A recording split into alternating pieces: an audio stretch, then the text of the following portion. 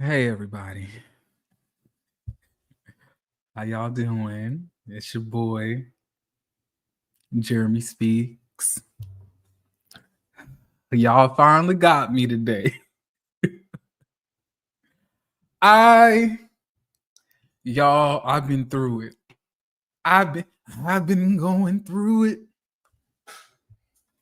Child, been going through it so bad, y'all. Listen, I've been watching nonstop Tyler Perry plays to make myself feel better. Oh, hold on, y'all.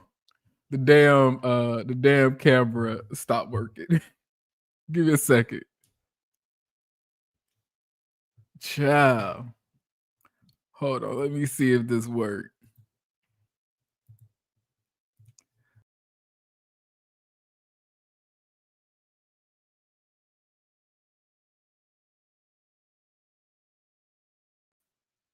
There we go. Well, y'all, welcome back.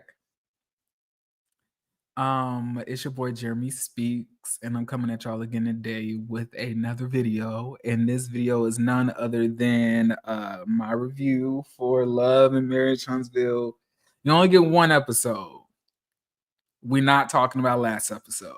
Okay. We gotta do what we gotta do. Now listen.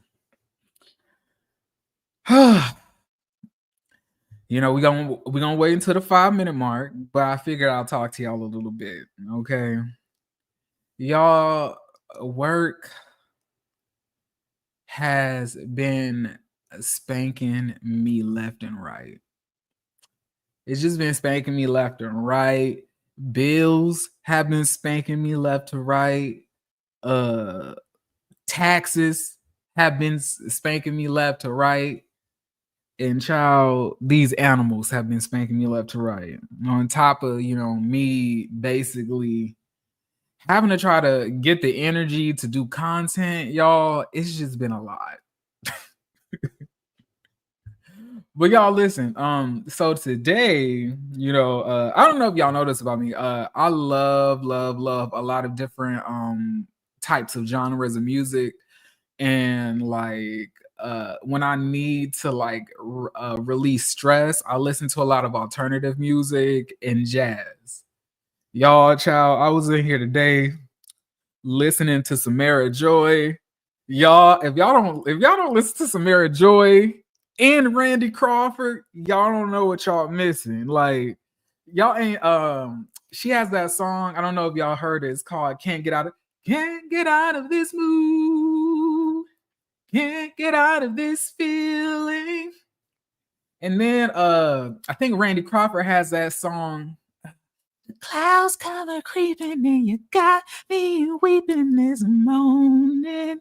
I can't believe you're really gonna leave this town. Everyone knows I can't make a move without you.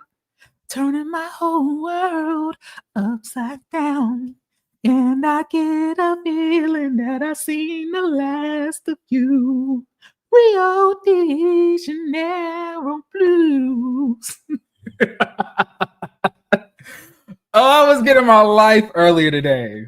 I just love to sit in my apartment with the lights off, put on some jazz, put on some smooth jazz, some alternative music or something like just real smooth to listen to.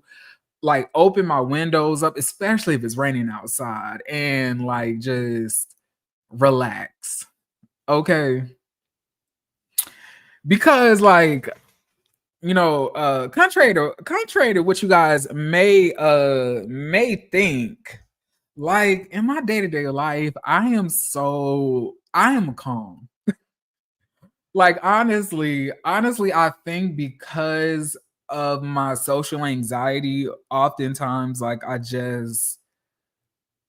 just in a state of quietness and I just really chill for the most part. But when I'm on my channel, I feel like all of my internal thoughts and opinions and gestures and everything else, I get to just allow that to just spill all out of me. And it takes a lot of my energy. Because I think that my channel is very high energy. I'm a very high energy content creator. I wish I could be one of them people that could just sit back and just say what I say. But I cannot do that because I always get in my feelings about whatever I'm talking about. Oh, and y'all, and I love me some Lovi too. Oh, I love me some Lofi. And if y'all haven't heard of this one singer, his name is David, but you spell it D4VD. He has a song. I ain't gonna talk about it because it's gonna make me cry. But he has a song on his last album called Rose Petals. And like it literally puts me in my feelings. I be in this beat about to cry. Okay. But needless to say, we got a little talking out the way, okay? Maybe we can get into a little bit more talking after we finish everything that we need to discuss. But y'all already know what y'all here for.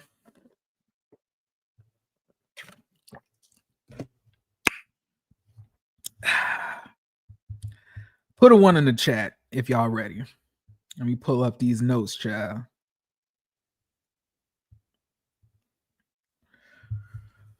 Whew. And shout out, can I just say one more thing? Shout out to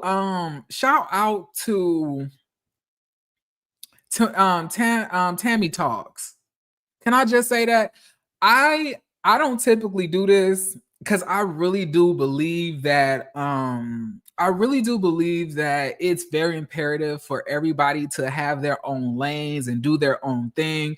But y'all, I really had to analyze her videos and really break down her topic structure and how she takes her notes because they're so clear, short, and concise.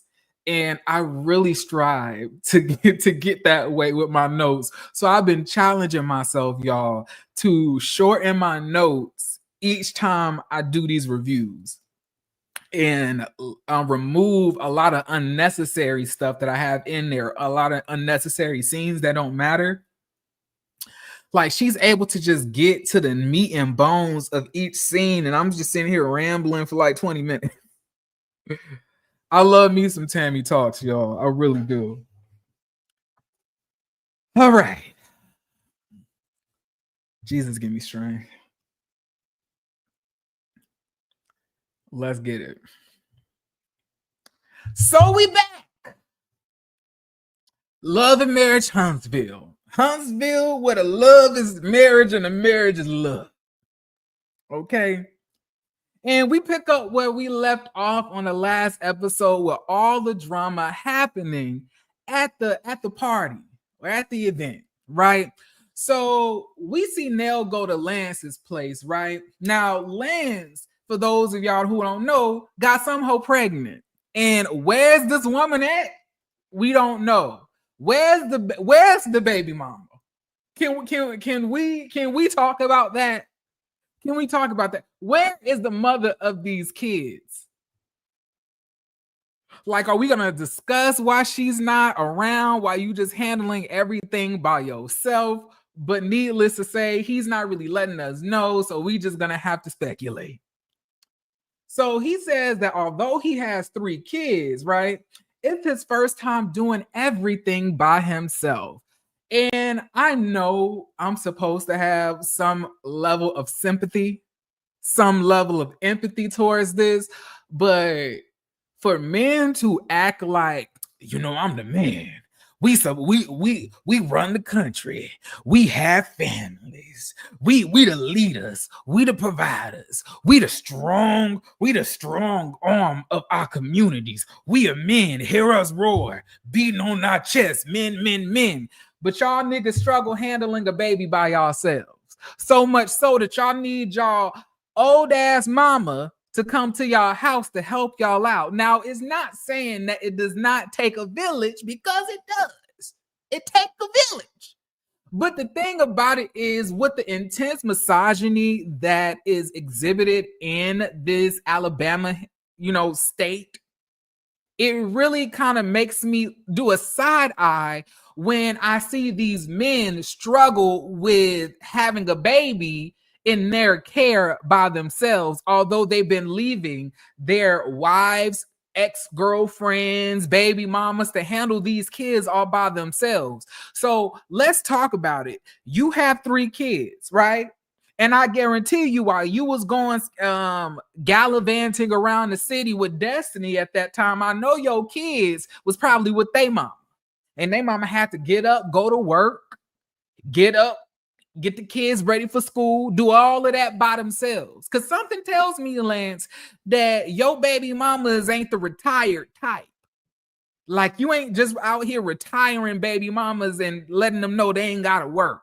Right? It's not really giving that. So if they can do it, like every other woman, especially Black woman in this country does, then your ass can do it. Since y'all are the most dominant species, right? Why? And this is another damn thing. This is another thing. If people start conditioning their sons to start having care for children, then I feel like a lot of this would be different, right? You know, when little girls or children and, you know, they are growing up, we give them, you know, little baby dolls. Here you go, baby. Have a little baby doll. Have a little baby doll. Okay, so when you have the baby doll, the little girl is growing up learning how to take care of the baby, cook for the baby, breastfeed for the baby. You know, some of these little girls be doing that in their room with the door closed. And then, you know, like they're learning all of these aspects of parenting to condition them for when they get older, they'll have a child of their own. But my thing is this: if we start putting baby dolls in the little boys' hands, it'll help condition them too to be prepared for that. Like, to me, if a man and a woman are supposed to come together to make a child and raise a child, why is only one gender being the ones conditioned to help this child grow? Why is that? So I have a little bit of difficulty understanding the plight that he's dealing with. Okay? But let me continue, child. So he says that the baby wakes up at 2 in the morning and then he has to still go to work and handle his business. Like I said, like a lot of other mothers be doing.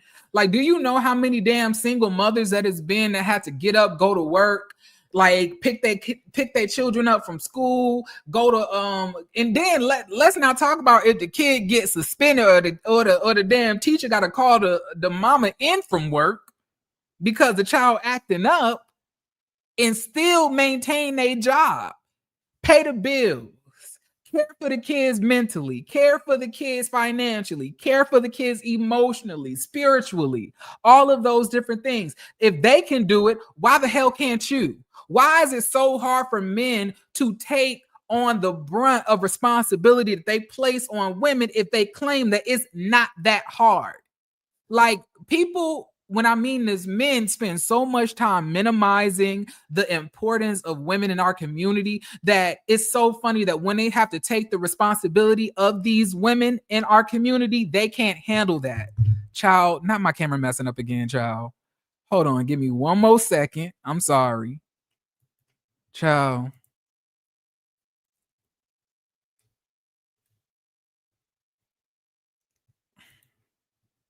Let's hope this works.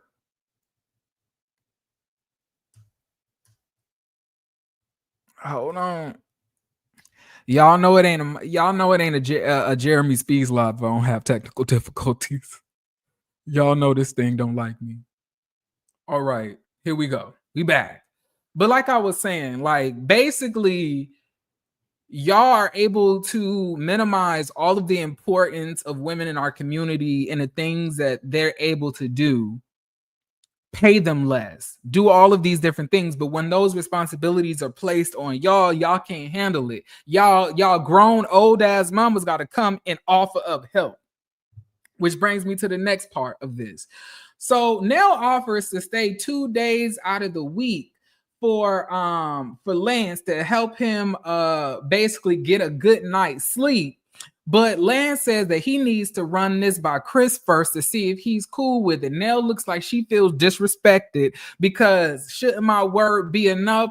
Well, no, it's not enough, Nell, because unfortunately for you and so many other women in the South, y'all love misogynistic, old-ass, traditional-minded men who seek to dominate and look at y'all as property, right? So although you're saying that you can do this, right? Although you're saying that you can do this and you're going to want to do this, he's going to run it by the dad first to see if he's okay with it. And then Lance will make his decision therefore after. Okay? Because Chris views you as property. And even though you're his mama, he has to go to your owner and ask for permission for you to come over to his house 2 days out of the week to help take care of your grandchild, which is fucking ridiculous. Like the whole thought process of, do I have to run this? I have to run this by such and such and such and such.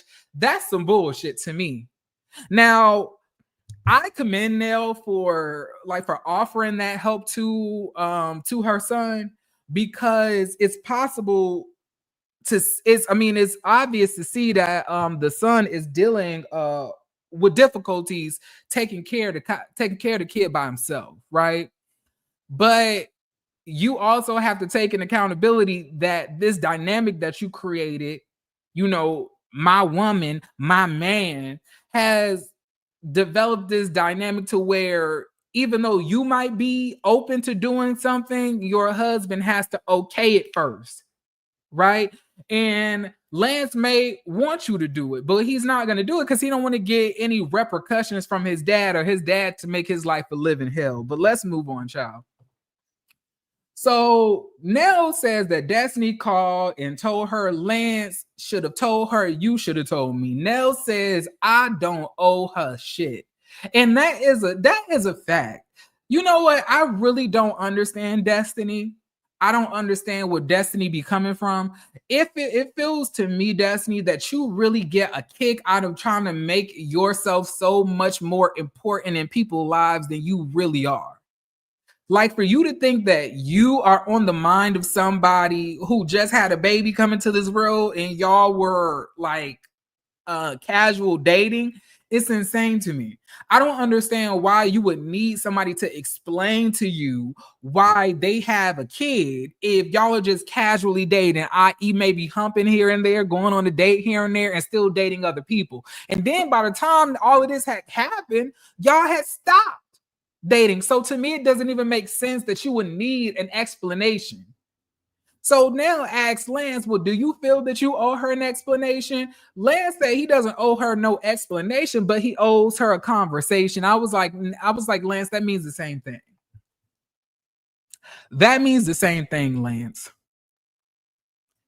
I don't understand why you feel the need to even talk to this hoe, to be honest. So you're going to take time out of your busy schedule, juggling this baby and all of these businesses and doing payroll and, burping the baby drool off the bib and everything else just to go talk to Destiny about how you got a child and y'all wasn't even dating at the damn time.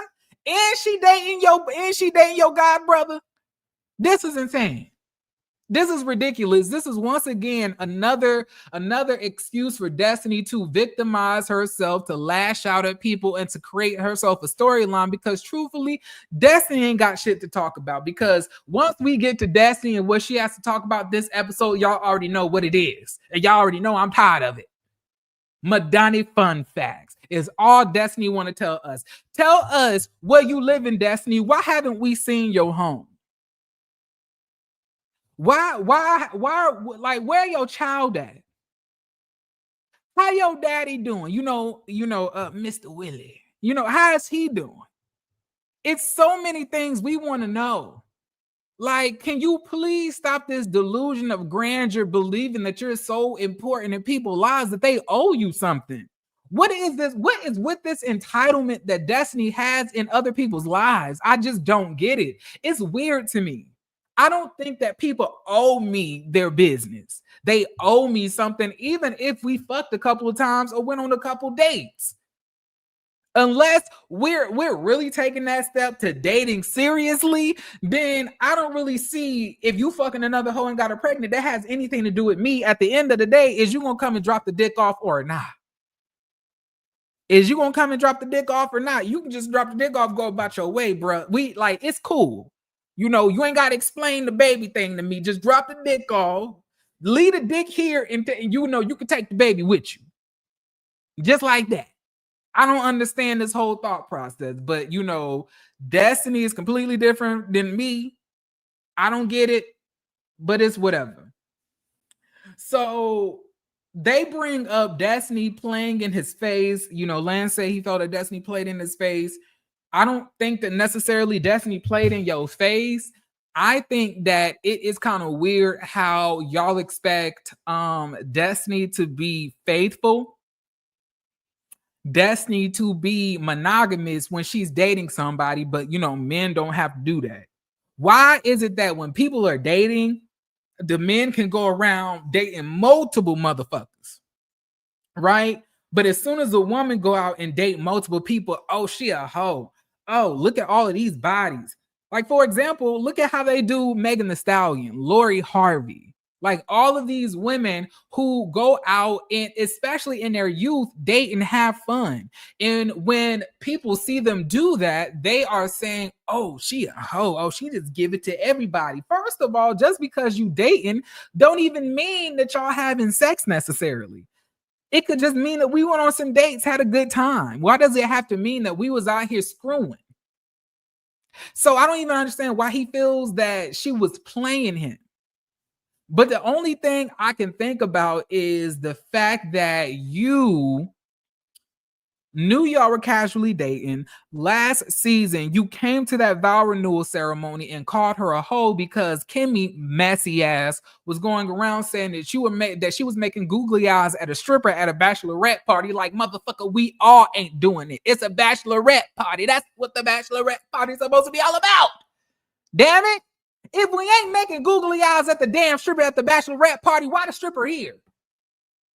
Ain't that what the nigga here for? Ain't that why his dick out? Ain't that why he just throwing the dick around in a lasso circle and shit for us to Google eye at it? Ain't that supposed to be what it is? It takes a real hater bitch to just be looking at another hoe at a bachelorette party and talking about how she looking at a stripper. That lets you know that bitches are really miserable. But understandably, I can understand how somebody would be miserable if they were suffering from cancer and a man was forcing them through sex and you know, their coochies couldn't even get wet because the chemotherapy.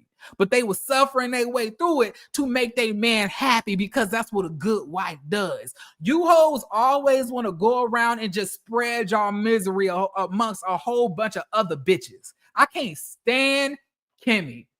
I don't like her. I don't like Kimmy. She be getting on my nerves, y'all. I'm going to be eating Kimmy ass up this whole review.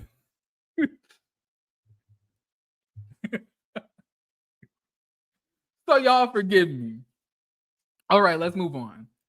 So Kimmy, Letitia, and Destiny go shopping. Destiny says, not Destiny, but Letitia's in the confessional saying, you know, well, I just want to go see my favorite girls and take them to this new boutique that opened up in Huntsville. Like, girl, go shop them country ass fashions if you want to.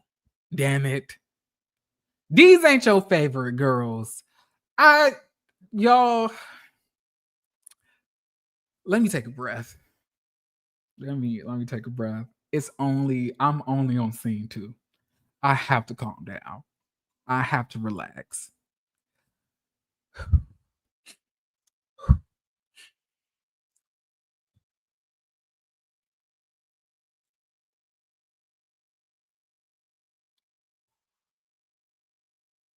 All right.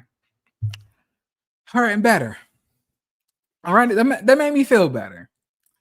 All right. So Letitia is telling Kimmy, you know, Marceau is at Black more than he's at home. Like he wake up, go to Black, go home, take a shower, go back to Black. Well, that Letitia, that's what happens when your man don't want to be in your presence and he don't want to be around you. That's how it is.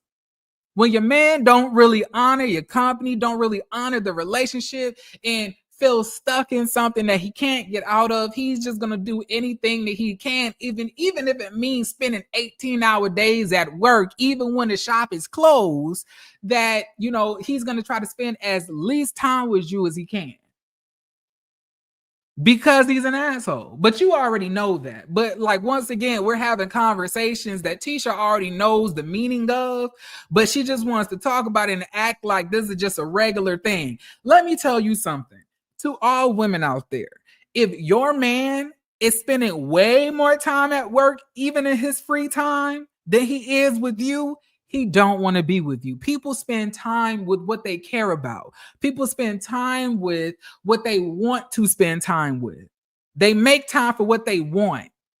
And if he ain't making time to spend with you and your fucking child and the other kids, then it means that he don't want to be there. But you already know that. I believe that y'all all know what y'all men really feel, but we just gonna walk around this bitch being delusional and in country fashions. Y'all want to dress country and think country. I don't like the shit. Y'all know damn well what these men feel. So you even bringing up that he's always at work at Black, going to sleep at Black, waking up at Black, girl, anything not to be in that small ass apartment with you and them other kids. The kids who claim that he's the fucking pillar of the household, even though he's barely there. And you want to know something else for that motherfucking MJ? What I would do? I wouldn't even cook. I wouldn't even cook anything for the motherfucker. He would have to go ask his daddy for food. He'll go have to ask his daddy to get him something to eat. Ask his daddy to take him somewhere.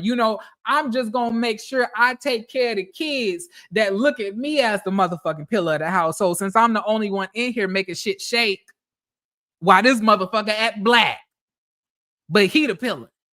And I'm just the needle that keeps y'all moving forward. Well, how about I be the needle that tells you to go gas your motherfucking daddy for anything that you need, even though he's not here right now? How about after that peanut butter and jelly sandwich he was going to ask you to eat, would you going to ask your daddy to get you your EpiPen? Or ask where your EpiPen is located? Bet you he'd even know that if you were to go into anaphylactic shock. Child. I don't like that shit. Yes, y'all right. I am still pissed about MJ playing in Tisha's face like he did. I don't like that. I don't like it. This lady just said he ain't even at home.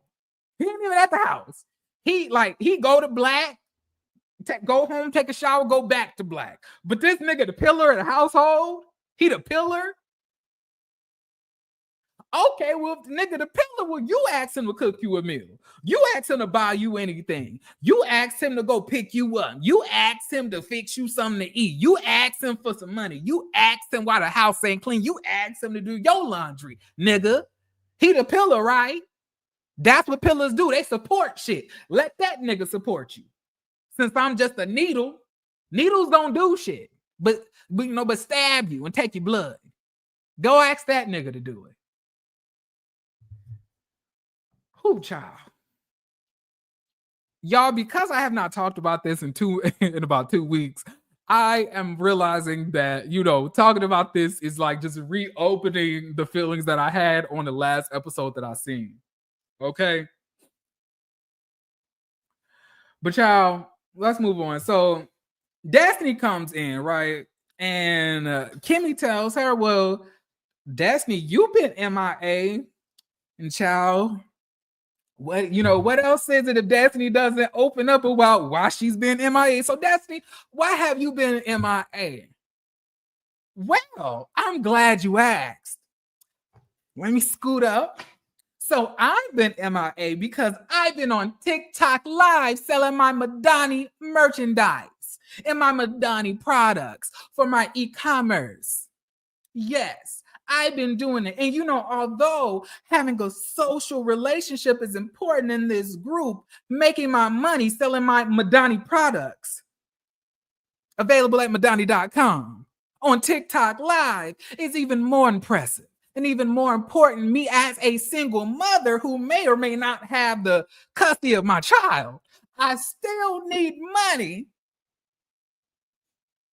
in my household. So I will continue selling my Madani products on TikTok Live, Madani.com. Go check it out. Like, I was like, here we go. Here we go. More Madani. Raise the roof for Destiny, child.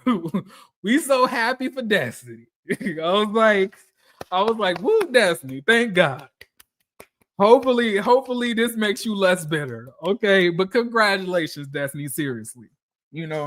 At the end of the day, I don't know any of these people personally. I don't care about any of these people.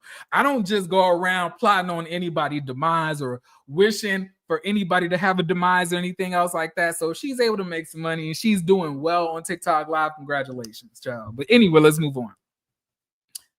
So, child, let me take my phone off of hold on, give me 1 second, y'all. Child, got on my nose.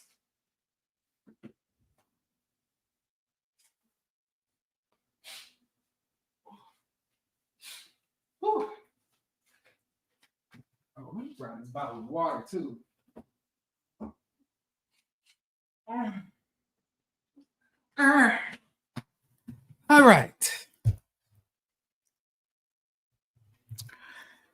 All right, so let's move on. So Kimmy says that they all need to start hanging out, more as a group. Destiny says, well, I already know the mother heifers, so Kimmy says, well, yeah, I know Nell, since you were basically her daughter-in-law. That was your damn near your mother-in-law. I was like, Kimmy, I just don't like her on this show, on this land. It's just way too much. I just feel like Kimmy she just has a talent for being passive aggressive and shady. And what I really do love, and what I loved about Melody being on this show, is every single time Kimmy was passive aggressive or thought that she was like being cute and cunty with bitches, Melody will always be able to clock it and give it right back.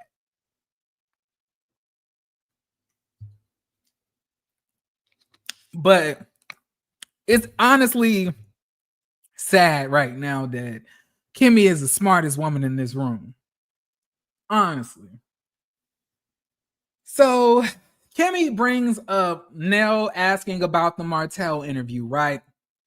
She says that when she did that, she asked Tisha how she felt about it, and Tisha said that she did a podcast, and go check the podcast out, right? She says that Nell felt that they lacked transparency, and then for some reason, Kimmy needed to talk to us about the meaning of transparency and how that. Can you go sit down? Go.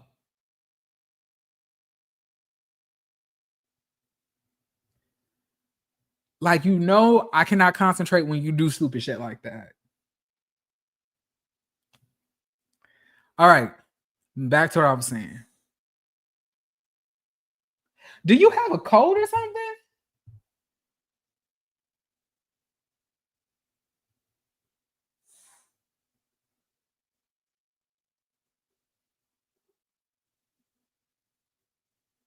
Are you okay? Come here. Something in your nose? Why are you making that noise? Come here, let me see.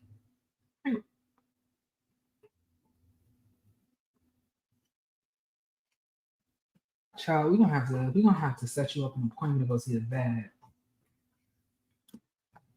Go sit down. Go sit down, please. Go. Child, I'm sorry. My dog is he keeps on like doing like this hard breath out of his nose. Like it's like almost like huffing, but he just keeps on doing, and I haven't heard him do that before. And he was doing it right next to me. So I'm like, is he sick? Is it like is he catching a cold? Can dogs catch colds? Child. Well, yes, Lee, that's my damn child.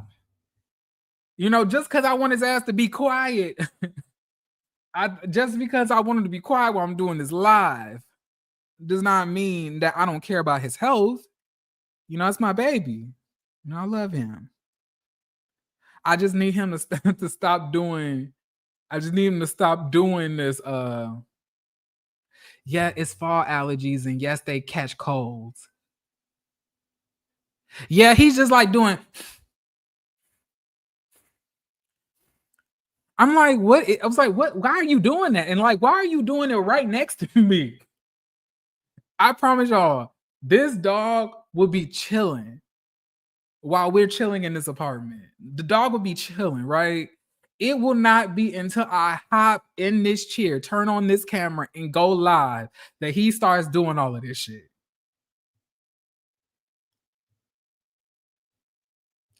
So when I'm doing this live, I just needed to be quiet in here because my mind is already, you know, going in 18 different. It could be kennel cough, but he couldn't have kennel cough because he got his Bordetella shots. My dog shots are up to date. It could be that. Sometimes the doctor would tell you to give them a Benadryl, take him to be checked out. Our fur babies will make us worry like human. Yes, they will. But like, yeah. Okay, y'all. Enough of him. Enough. Let's get back to the topic at hand, okay? So Kimmy starts to go into this whole explanation about what transparency is. Once again, I really don't know.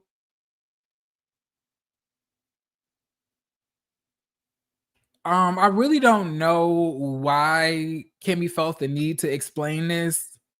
I feel like Kimmy says shit that's obvious. Kimmy says, and like if y'all looked at the preview for the next episode, Kimmy says, well, Martell is a nice guy, he's a nice guy. And when he's not a nice guy, he's not a nice guy. What the fuck does that even mean? What does that mean? She does like Kimmy does this shit all the time. Like she don't be saying shit. So are you saying when he's mean, but when he's nice, he's nice? Duh.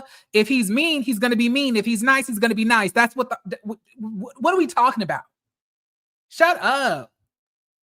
Sometimes I feel like Kimmy just be trying to fill in empty space, y'all. One thing I do not like are people who just talk to hear themselves talk and because they feel superior and just want to hear their own thoughts be in the room.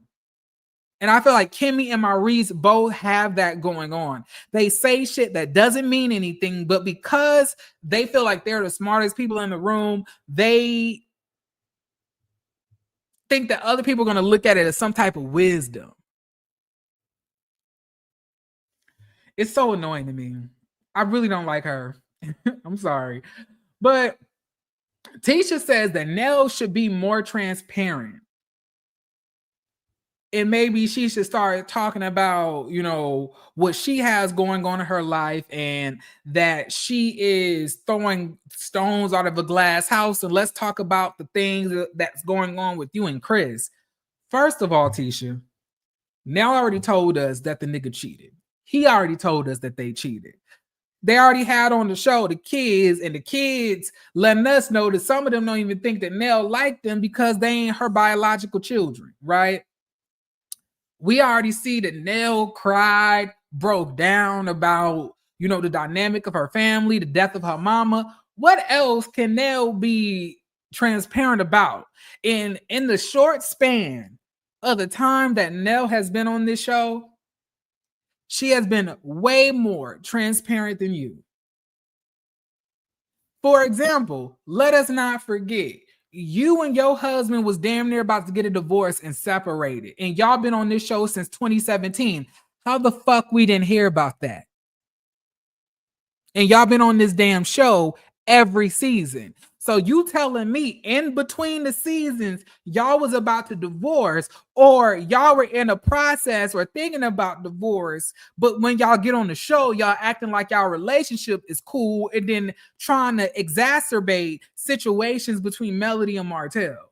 That's the type of shit we talking about. Just like you've been doing this season. You like to ask questions about other bitches' lives. You like to ask questions about other people's children. And then you like to ask questions about other people's marriages. And you always are asking, how do people handle infidelity, or if they ever had infidelity in their marriage? But yet you're the one talking about, let's not talk about family, marriage, or what's going on. That's like your main thing.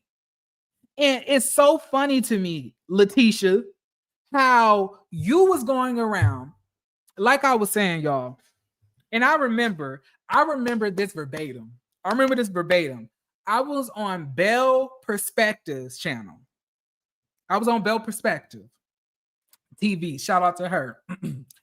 And we were having a debate about this whole Melody versus Letitia thing, or Melody versus the other cast thing. And they were just saying that, Melody was hell bent on destroying everybody's lives. Melody just wants everybody to be miserable because of her and everything else like that. And I was like, no, we have to remember that Letitia came to Melody after Martell had said something about her husband. She wanted Melody to confirm or deny or say it wasn't true, whatever Martell said, right? Then after that, Letitia got pissed off with the response and then told her, how about your man having 2 matching BMWs with the side bitch? And now if y'all look at it, she's going around throwing out accusations about Chris and Nell's marriage, just the same way she did with Melody and Martell's marriage, because of something that the husband said. But she's taking it out on the woman, taking it out on Nell. And like I said, the actions are exactly repeating. And like when I'm seeing all of this play out, y'all, I was filled with so much content, because I remember the bitches in the live chat that live that I did with Bell Perspective, they were eating my ass up, telling me how I'm wrong, how I'm a millimeter. Bitch, I ain't no millimeter. I don't, bitch, if you won't see outside of these reviews that I do, you won't see me talking about this show. I'm not out here talking about the drama that the cast has outside of the show. I'm not sitting here buying nobody products. I'm not sitting here, fangirl and asking nobody to do interviews or anything else like that. Not saying anything's wrong with that. But I'm saying that I just review this shit and I see it how I see it, and then I go about my way. And I'm just really happy that exactly what I saw with Letitia and the rest of this fucking cast is being exhibited in this season, now that Melody is gone, and it's all front and center, because now we can't just make Melody the enemy every single damn episode and just talk about how Melody don't talk to us, even though that we keep on inviting her ex-husband who is stalking her and she has a damn restraining order against to different places. Like, I am just happy that people are now seeing what I was talking about with Letitia way back then. Because I've been saying that Letitia and her husband and the rest of these motherfuckers on the show are the ones who like to talk shit about other bitches' marriages, but then look like they're the innocent ones, because Melody is way more direct, but they do shit and say shit and allude to different things and make it seem as if they are a neutral or innocent member of the situation, and it's not like that. Tisha has been on her bullshit for a long time now. And I'm happy that y'all are just now starting to see it. And it's sad, Nell, that when your friend was on this show,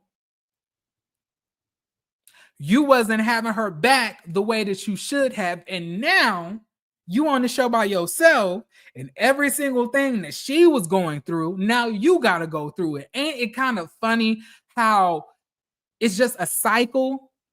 Now that Melody is gone, now you've taken that place. Now you're the enemy. Now everything that you say, it can be misconstrued. Now everybody's going to be passive aggressive with you. Everybody's going to gaslight you. Everybody's going to try to piss you off, do things to get underneath your skin. Right? But y'all didn't understand why after Melody was on this show all of that time with these bitches that she just needed to cut off after each season ends, that she just needed a break because these bitches are draining. That's why. Child, let me move on. I did not mean to go into a rant. Jesus, I ain't supposed to be doing that. Excuse me. So Tisha says that Nell told me I got in her husband's face. Destiny asked Kimmy, well, did she get into his face? And then Kimmy was like, well, she was heading that way. And I guess she just spoke to him. And I was like, it's all laughs and giggles until somebody slaps the shit out of one of you bitches. It's all laughs and giggles until somebody slaps the shit out of you bitches. That's the, it's all fun and games until you get your ass whooped. That's what it is. But the thing about it is, I believe that Kimmy can fight. I believe Kimmy can fight. Ain't no doubt in my mind that Kimmy got hands. I believe Kimmy got hands. Now, Tisha, the thing about you is I don't think that you got hands like that. I believe if Kimmy and Nell got into a fight, I think that Nell would give Kimmy a run for her money, but I am pretty sure Kimmy will whoop that ass. Kimmy moves around comfortably like she knows she can beat everybody ass in the room. Kimmy, I know bitches who can fight, right? And every single time they say something, it has so much confidence behind it because they know regardless on if you like it or not, you can't beat their ass. And I feel like Kimmy and Nell both have that. That like they just say whatever they feel, and if you get pissed off with it, they don't care because you can't beat their ass. Period. Kimmy has the height advantage, absolutely. I don't know. I just feel like Kimmy will wear Nell out, but I don't think that Nell will go down easy. But but then again, Nell and Kimmy are about the same age, so I can't say that Nell will get tired out. I just think that Kimmy just looks younger than Nell, but they both are around the same age, I believe, right? So I don't know, but like point blank, period. You just can't go around like just getting in motherfuckers' faces. Like you sit here and get that fucking get that liquor in your system and you don't know how to handle yourself. You thought because you took a little drinky drink that you can go in somebody's face being cute and trying to argue on the behalf of your nigga. But the thing about it is, Tisha, what irritates me about you arguing for your nigga more than he arguing for himself.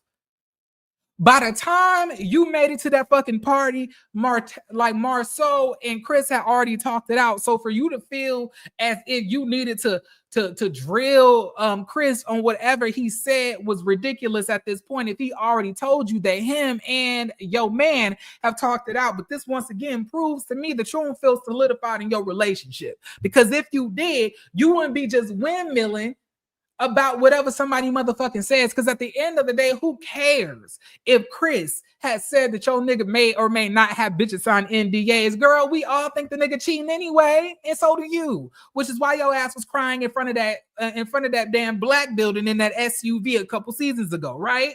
You think the nigga cheating? I think the nigga cheating. he think he's cheating, and everybody else think he's cheating. So if Nell or Chris said anything, it wouldn't really matter anyway, because you think that this is going to change or affect the way that people are looking at Marceau, but it's not. We already think that Marceau is a piece of shit. And honestly, you do too. You do too.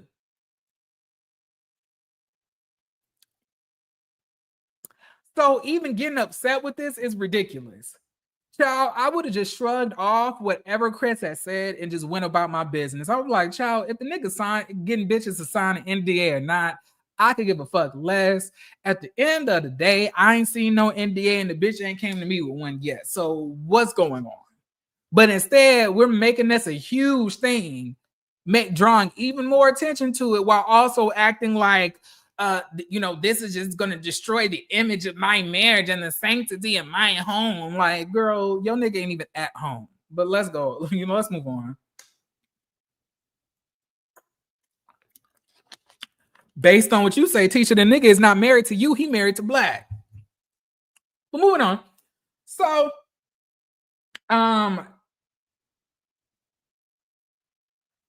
Destiny brings up Martell and Tisha walks off. Once again, I don't know what's gotten into Tisha, y'all. Now, I honestly really believed that Tisha was not a necessarily malicious person. I always thought that Tisha was one of those women that wanted to live in their delusion by any means necessary. And because of them wanting to live in that delusion, anything that makes her think about the truth of the situation that she's in, she lashes out at. But I didn't think that Tisha just goes around and just tries to be evil to people. But in this season so far, I'm looking at Tisha very sideways, because the way that you're moving about things is really insane to me. So you want to question people about whatever the fuck they got going on in their life. How many questions have you asked about Lance? How many questions have you asked about Nell? But yet when we bring up Martell, you don't want to talk about it. But you're supposed to be transparent. And let's be clear here. You don't want to talk about it because you don't want to discuss the rumor being that your husband had a threesome with his brother and a side bitch on the show. You don't want to talk about that. It's not necessarily that Martell disrespected you, because he was disrespecting you all last season, and your ass was sitting next to him at a table at the vow renewal, like clinking glasses, like y'all never had an issue in the world, right? It's because of that interview, after all of that was said and done, right,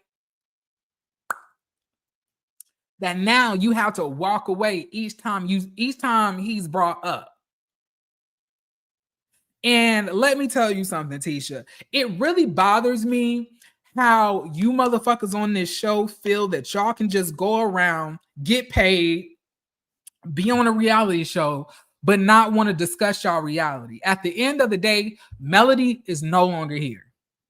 Martell is barely on camera. Y'all have no space to hide behind the fucked up dynamic between Martell and Melody. Y'all can't do that no more. So the camera is on you, right? But you think starting drama and being a messy bitch with whatever Nell got going on is going to take the spotlight off of the fact that your husband was accused of having a threesome with his brother and another bitch, allegedly, and we're not going to get off of it. You need to discuss it. I don't understand. If you just gonna stay with the nigga if he cheats or not anyway, who cares? It's not like you're gonna leave him. It's not like we don't already think he cheating. It's not like he hasn't like kind of hinted at him cheating on you anyway in the past, allegedly. So why is it that we can't discuss this? Like, I would have just like, child, Martell just be making shit up, just hiring bitches to say anything that he can say. And I'm not giving that any energy. I could care less about that man. It would have been that for me. I'm not about to give somebody that power over me to exit a room anytime their name is brought up or anytime they're in my presence, unless I feel physically threatened or physically intimidated by them, right? And you should have been doing that last season when he was getting all in your face with your man right beside you who wasn't doing anything. But I'll move on. So Destiny says that she holds Martell accountable, right? And anything that he says that's dumb, she checks him on it. You know, she puts him in his place because he says dumb things all the time. And he says some fucked up shit about Lance. Now, why would he say something about Lance, Destiny? Hmm? Why would Martell, why would Martell, who is Chris Fletcher's, best friend at this point, right? That they so close, right? Why would he have anything negative to say about Lance? Unless there's a connection between all three of y'all. Now, what is that? What's the connection between Lance and Martell? It's only Destiny. It's Destiny.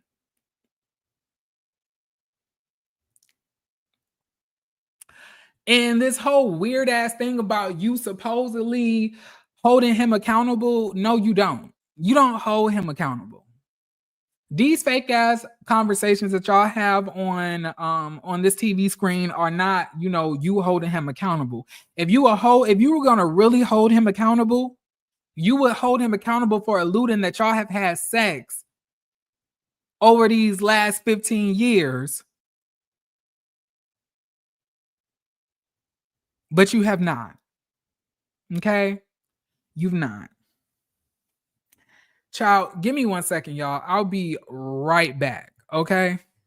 Just give me 1 second. All right.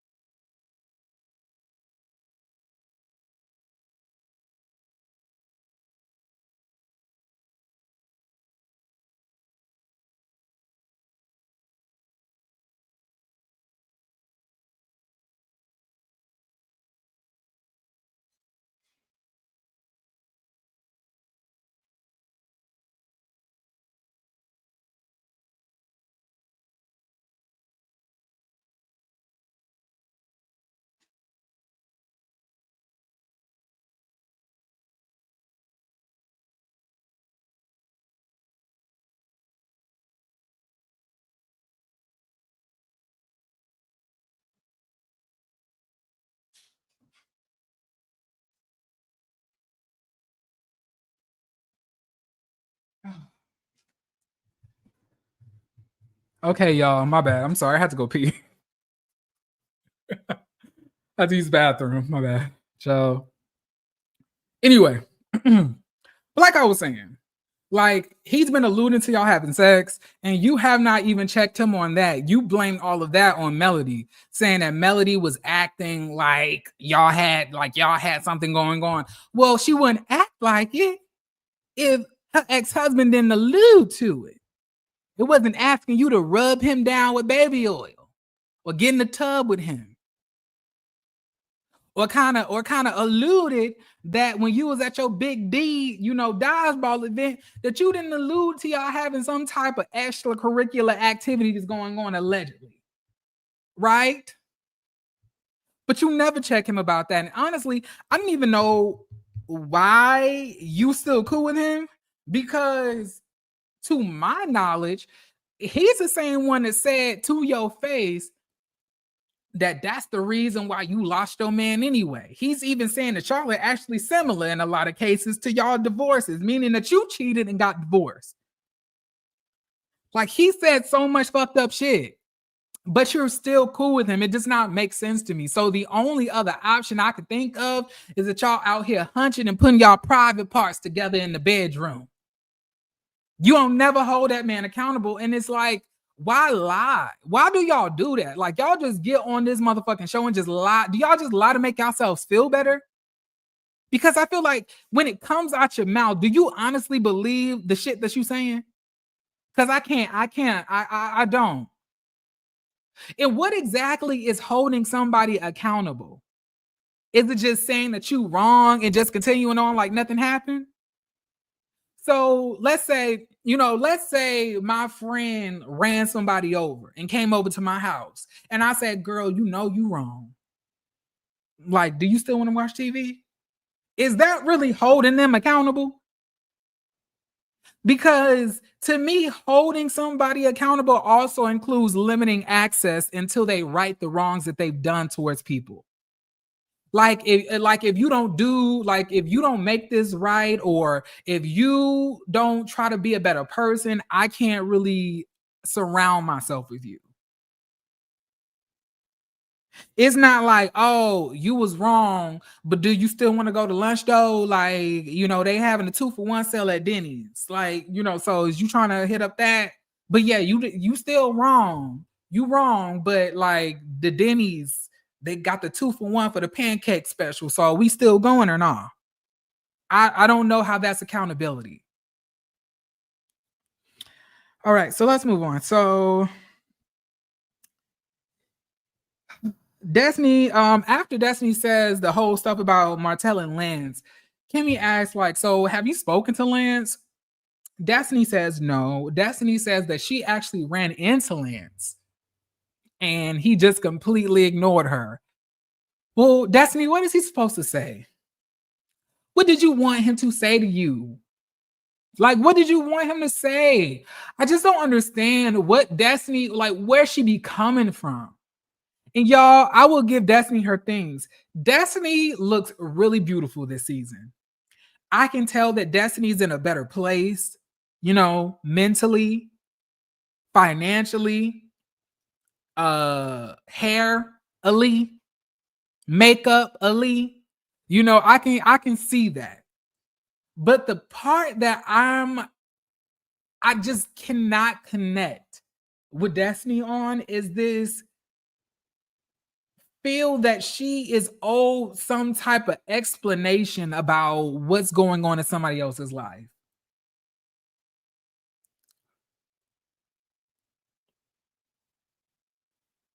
You look beautiful, Destiny, but honestly, you're still delusional. So, you may be looking better hairily, makeuply, financially, but mentally, bitch, you're still deranged. Like, what do you want him to say to you? Why does he need to even have a conversation? At this point, about the baby. So what's going on here? So let's move on from that. So she says that, well, when I'm saying she, I mean Kimmy. So Kimmy goes on to say, well, were you guys even dating around that point? Because when y'all were at the vow renewal, it didn't really seem that you guys were in a good place. Destiny says, well, you should know because it was your fault. Kimmy says, no, it was not my fault. This is what I wanted to talk about. Let me get up. Let me scoot up. So Destiny goes on to say, you are the one who was saying I was making googly eyes at him, and that's what got him in his feelings. She said, well, you shouldn't have been making the googly eyes, and then he wouldn't have gotten his feelings. Now, at this point, I'm wondering this. Why did you even bring it up? In a bachelorette party where we're all looking at strippers, where we're all having this experience of having some man's dingling in our face, we're all looking at it. That's the whole point of this whole bachelorette party, is to ogle at strippers. Why is it that you are looking at me to see if I'm making googly eyes at a stripper? Why is that? And it could be two things. It could be either one, you're salty about Destiny like sleeping with your son, or two, you just want to make everybody else miserable around you, and you knew that you were going to be able to start some shit by doing that. And that's what I don't like about Kimmy. It was no reason for Kimmy to do that. And it's so weird to me how another woman is going to sit here and also put another woman in this traditional conservative mindset to believe that although she's dating with no relationship, no commitment, that she can't look at another attractive person or think that somebody else is attractive, like she has not been doing that her damn self. So you wasn't looking at the stripper either, Kimmy? And when Destiny actually responded to her, she said, but you were also looking at the stripper. Kimmy said, yeah, I was. Okay, then. So what, like, why did you have to mention how I was looking at it? So Kimmy says, because I just wasn't, just doing all the blinking and blinking my eyes at him. Like, I'm sorry. If a dude is like twirling, doing double dutch with his penis, like, am I not supposed to be just blanking wildly? Because that's some crazy shit to look at. I'm sorry. Why if we spend all of this time at this damn local swap meet area where we hired the strippers to dance in, and although one of them looked like they were 2 months pregnant, we all ordered them here for the bachelorette party. Instead of looking at them, why the fuck are you looking at me? All that to me proves how just disgusting that Kimmy and Tisha are. One thing I never liked, y'all, and I can't say I never, because it took a lot of years of evolving to get to this point, right? We all start from one place and we end up in another place, through trying to better ourselves mentally, educate ourselves more. But as I become more educated and as I've gotten older and now I'm in my 30s, it's something that really irritates me about male identified women. Women who are pick-me's, because it seems that they always want to make the women around them suffer or be held to the same suffering that they have to endure. It's almost as if Kimmy is saying, if I can't look or ogle my eyes, then you can't either. I'ma tell on you. I'ma let your man know. I'm gonna make sure it gets back to your man. So we doing that, but we still don't know where your man was when he got arrested last season. When you thought he was in the bed next to you sleeping, he never came home. And you left Black at around 11 or 12 a.m. And the nigga got arrested at 1 p.m. the next day, still not at home. Like, I just don't understand it. And these niggas disrespect y'all so much. They give y'all no honor. They give y'all no respect. They talk to you crazy. Talk to you like you stupid. Minimize your accomplishments. Mistreat y'all children. But y'all want to fight for what they deem as honorable. although they don't even meet the requirements of the things that you feel are honorable about a man. Thus, y'all lower your standards to meet whatever they're at, even though it may hurt you, it make you miserable. I cannot stand shit like that, y'all. I really can't. Y'all, it was a time that I really loved Kimmy. I promise y'all. It was a time I loved Kimmy on this show. But I don't know. It was especially after the cancer journey, y'all. It was just so odd to me to watch. After surviving cancer, the first thing you go do is be messy in somebody else's business. To me, that doesn't even make sense. I don't get it. But child, they go into the whole specifics about like her response at the venue when Kimmy did the whole googly eye statement. Kimmy said, well, you should have said that. No, I'm not making googly eyes. But you said, I'm dating. I'm single. I'm dating. Kimmy, who the fuck are you that somebody has to answer to you and deny or approve of any of the shit that you're saying? Like, who are you that I have to answer to?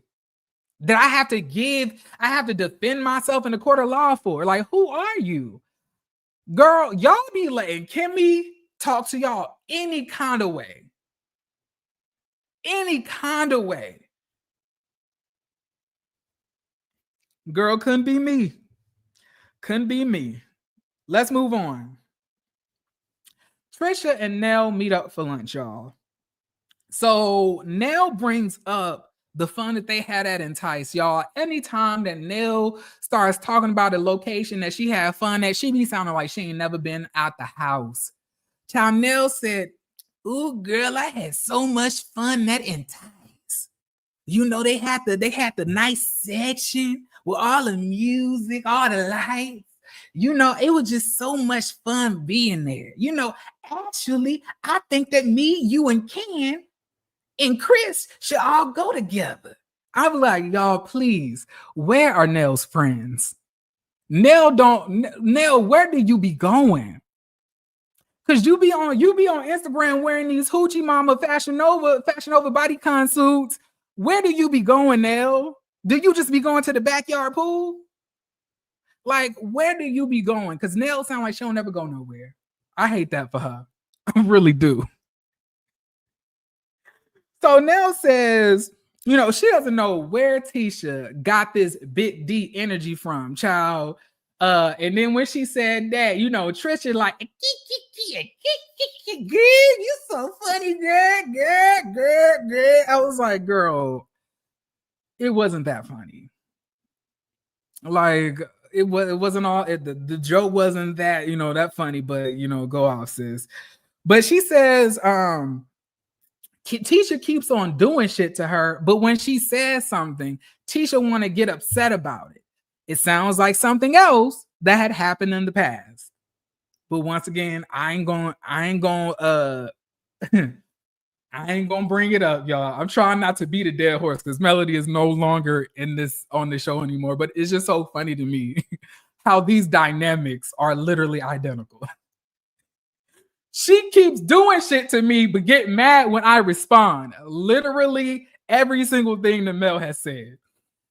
Child, this is sad. This is sad. But Nell says Tisha crossed the line with getting in her husband's face, and she's not going to deal with that. And she's not going to take that type of disrespect. She's done too much and she's worked too hard to have to deal with it. I was like, child, at the end of the day, Nell is one of the civil rights leaders of 1968. You will not disrespect her or her husband. Y'all, don't it look like Chris could have been walking hand to hand with Martin Luther King? I don't know. Every single time I see Chris, I could just imagine him in one of them old ass black and white photos, hand in hand with Martin Luther, walking down Selma, Alabama. I just don't understand. But let me stop making jokes. But Nell goes on to say that, she keeps on wanting to create a bond with these women and create relationships with these women. But what she won't do is handle the disrespect, especially from Tisha. Now, Trisha says, well, yeah, you're right. You shouldn't have to deal with it. You shouldn't have to deal with it. And then Trisha's in the confessionals telling us, well, somebody's got to be the bigger person in this. Like, it's all about sisterhood. And then she goes to Nell and she says, well, you're gonna have to, try to better the relationship with her. She was like, I don't have to do shit. And I was like, you right, Nell, you don't have to do shit. And then Trisha goes on to say, that's just not Tisha. That's not my experience with Tisha. That's not my experience. Trisha, what are you talking about? This isn't your experience. Because isn't Trisha, Kimmy, and Stormy the ones who kind of was exposing you for being over to Martell's house last season? Aren't they the ones who was kind of like drilling your ass at that table while Melody was sat there in silence, although you called her the bag of garbage? You remember that? Like, Tisha's definitely about, talking about everybody else's business and antagonizing people. She's definitely about that. I don't know where you're getting, like, I don't have this experience. And even so, one thing I do not like, and I even brought this up, y'all, and I know it may not relate to exactly the same topic, but I was saying that, like, one of the most disgusting things that you can do to somebody who's dealt with some type of abuse or some type of assault is to tell them that, that's not your experience with the person who assaulted or abused them, right? And although the situation may not be that extreme, I feel the same way when it comes to people saying that about someone that you had a negative experience with. Okay, that may not be your experience yet, but it's my experience now. So you're telling me that that's not who she is? That's not who she is to you. Don't invalidate what I'm going through. Don't invalidate my feelings, because at the end of the day, you saw her do the shit. So I don't care about how she is nice to you. You don't even know her like that. And let's be clear here, Trisha. The reason that Tisha is so nice to you is because you don't care about divulging the fucked up relationship between you, your baby daddy, and Ken. That's why. And she and Kimmy can go around just being quiet while you, your ex-husband, and your boyfriend basically embarrass yourselves.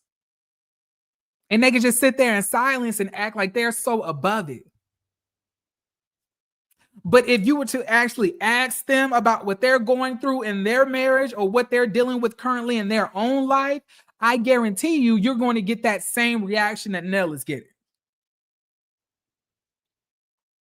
But as long as you sit there like an idiot and make your children, your family look crazy on TV, and they can just sit there behind it and get paid, baby, they're going to treat you as nice as they can.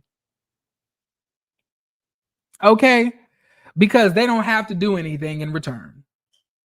So yes, I am pretty sure that you have not yet had that experience with Tisha because of that. Girls, move on. Jaylen goes to visit Kimmy at her office. Kimmy is on the phone with Destiny, y'all. Jaylen comes in. I love this weight on Jaylen. I really do. I love this weight on Jaylen, y'all. I don't know. I think Jaylen really attractive. I like this heavier, full body Jaylen way better than the former Jaylen that we were getting before. Okay.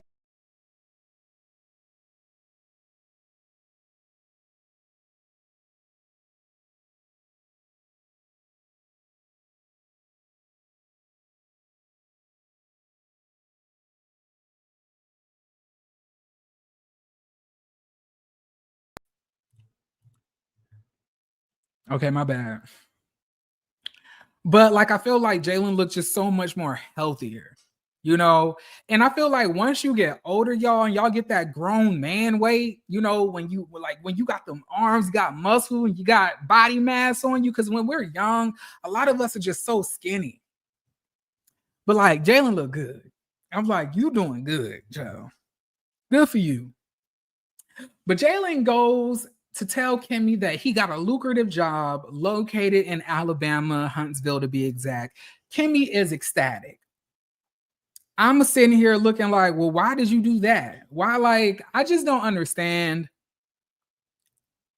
To me, why is it that Jaylen did not take this chance to move to Colorado and really get a different experience?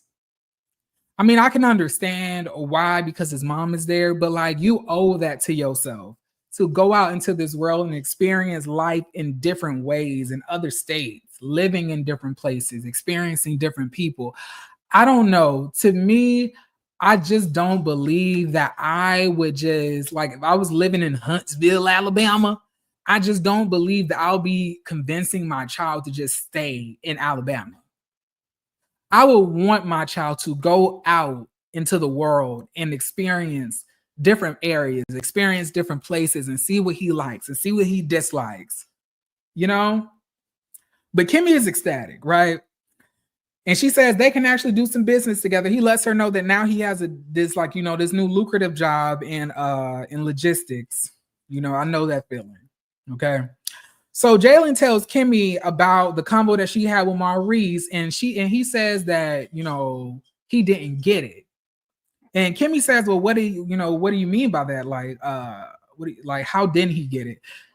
Jaylen says, well, it just came off when I told him how I felt, that he was just deflecting. Kimmy goes in to say, well, I can agree. He doesn't like to take accountability. And I actually have had this conversation with him myself, and he's given me the same reaction. Well, okay, Kimmy, if you know that he was deflecting when you talked to him about it, why are you asking how or what Jaylen meant when he told you that he experienced the same thing? Child. But then she goes on to say, but although he may have not been doing everything he needed to do in some small little area, maybe it was for the good and it actually worked. Jaylen is saying, I just viewed him as a mentor. I'm not saying that it didn't work. I just didn't feel like he was a dad. And to be honest, I don't know what a dad really is. I don't know what a dad would really feel like, because my dad wasn't in my life. So it possibly could have been fatherhood. Kimmy's in the confessional telling us, obviously something that Maurice did that helped build up Jaylen work, because look at him now.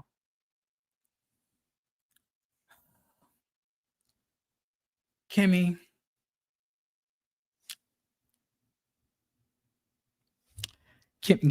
child.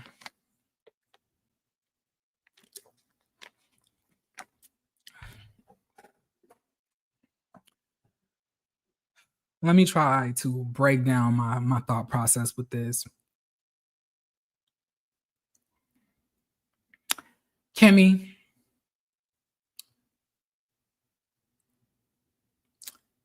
you have an amazing son, right? Your son looks like he got his head on straight. He looks like he's kind. He looks like he's respectful.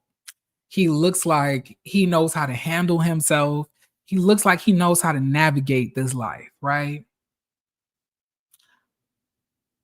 You raised this man by yourself for 13 to 14 years. Then you got with Maurice. This man was in Maurice's life for 3 to 4 years by the time he turned 18.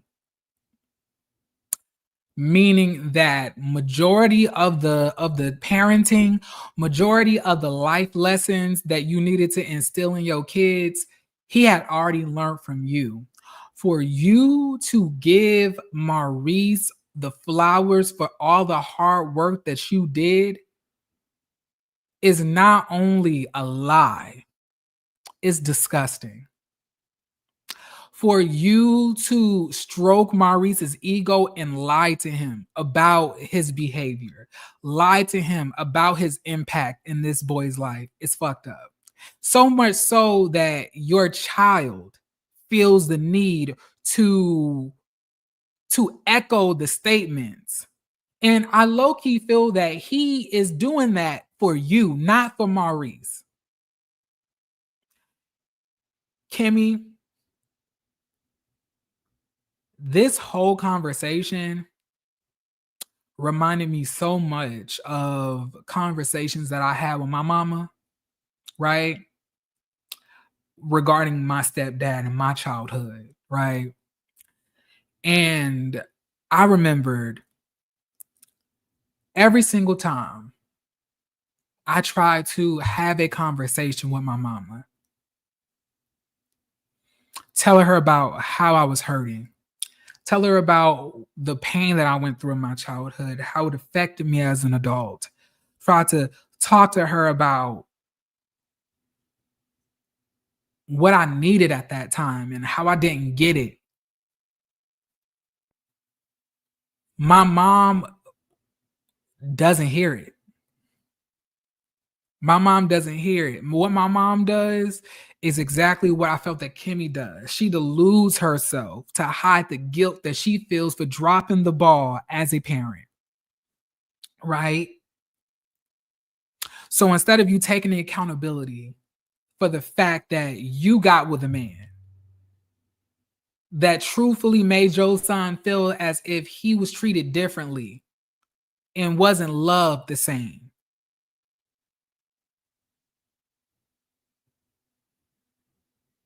that it ended up working out in his good. And it was so strange to me that Kimmy was saying how hands off, very, very, very hands off parent that Maurice is with his children, including your son. So crazy how he's so hands off, but yet whatever he did worked. Why is it that he barely parents, but he gets the praise for the accomplishments that Jaylen achieves, instead of you taking that yourself for raising this man as a single mother, nursing? You as a single mom raising a child all by yourself as a nurse, a registered nurse, an RN, meaning that sometimes y'all work 16, 17-hour days, picking him up, taking him to school, going to the babysitter, setting up babysitters, going to his school meetings. You were doing all of that by yourself, teaching him life lessons. You did that all by yourself for 13 to 14 years, instilling in him what hard work and ethic means. Just for you to get with a man who made your child feel like he was unloved. And now you're low-key saying that it was for his own benefit, and now it appears that it worked. Kimmy, that's not it. And it's very disgusting for you to say that. And it's very dismissive of you to say that. And it's something very evil about that for you to even say that on camera. I could not look my child in the face. I couldn't look my child in the face. Hear him tell me how somebody that I brought into his life didn't love him, didn't show him any warmth, didn't feel like a father to him, had favoritism against him, and end up telling him, well, it worked. Look at you now. You just got a new job in logistics. Like that's so gross. And if you were going to say that, You could at least say that off camera. You did not have to defend Maurice. But the thing about it is, it's not about defending Maurice. It's about defending yourself. What you want to do is remove all the blame and guilt that you feel as the parent for Jaylen and who was supposed to protect him in this world, his protector. You want to remove all of that guilt that you feel for letting him down and failing him in some aspect. But at the end of the day, Kimmy, every parent fails in some aspect, right? We all fail in some aspect. Lying to yourself, deluding yourself, and trying to convince your son that this is for his own good is real fucked up, because let me tell you something. A lot of parents don't realize this. A lot of parents don't understand this, but it only takes accountability and saying, I'm sorry, I hear you, and I'm listening to make it all better. But instead of doing that, y'all rather take this hard route of denying, deluding, and make believing a whole scenario that never existed.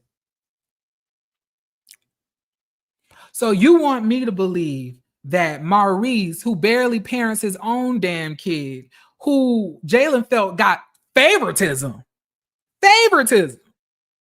and he wasn't even parenting his own damn kid, got favoritism while he did not, helped him grow into the man he is today. Kimmy, you ain't shit. You ain't shit for this.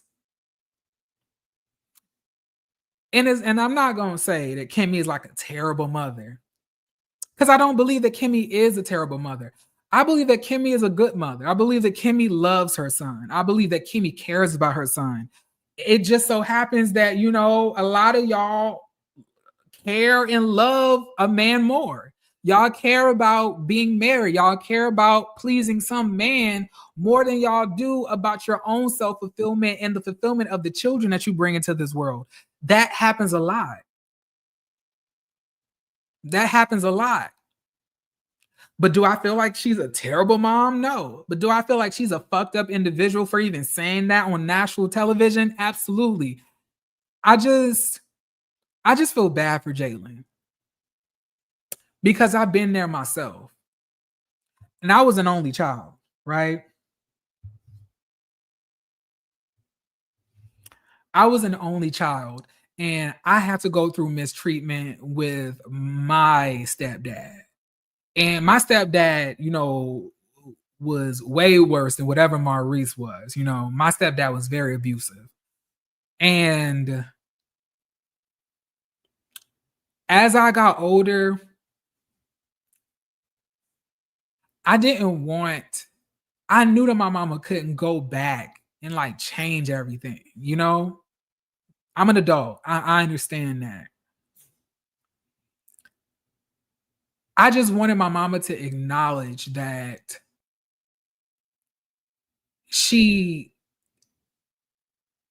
gave up, that she no longer gave me the same level of care that she did before, that she allowed this man to come in between the two of us, you know, that she dropped the ball. That's what I wanted. And we could have moved on, cried on each other, and strive to make our relationship better in the future. But like most parents from that era that Kimmy is a part of, they want to lie to themselves and accept no guilt or accountability for the actions that they've committed as a parent, versus just accepting the shit and trying to better themselves moving forward. And I don't understand why they do that if they know that it's going to be a harder road. Is the guilt that difficult for you to stomach versus accountability? Is the guilt that bad that you just can't say, you know, you right? He did drop the ball. He was not a good dad to you. And you know, I'm sorry. And I understand. But then again, it will kind of be weird for you to say that and you still with the nigga who was mistreating your child. So then again, it goes back into how good of a mother could we really be if we still with the nigga? Or if we knew that our son was getting disrespected or, you know, mistreated and we stayed with the man who was doing it. You know, like,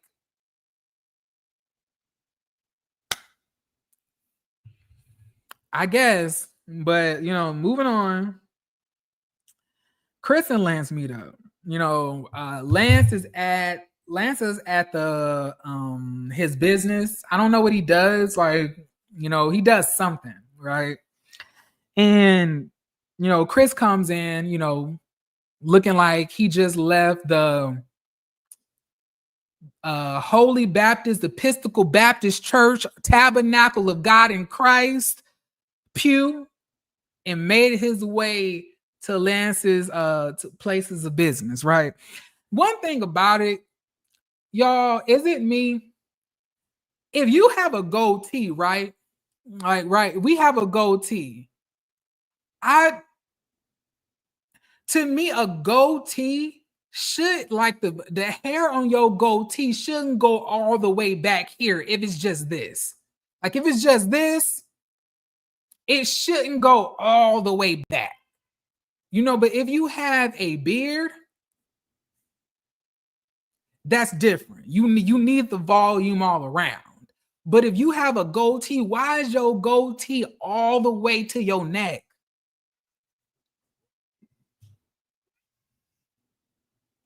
It don't even make sense. But needless to say, let me move on from that. So Lance says that, you know, the baby's teething, you know, so she's taking 2-hour cat naps, you know, waking up every 2 hours, and he has to tend to her, then try to get to the places of business.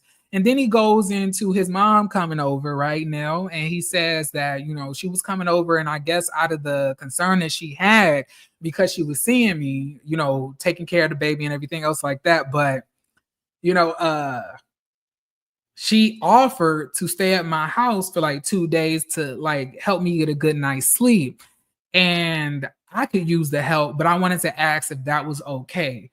Chris says, no, hell no. And then he says, well, how would you feel if your wife or your girl was out for 2 days a week?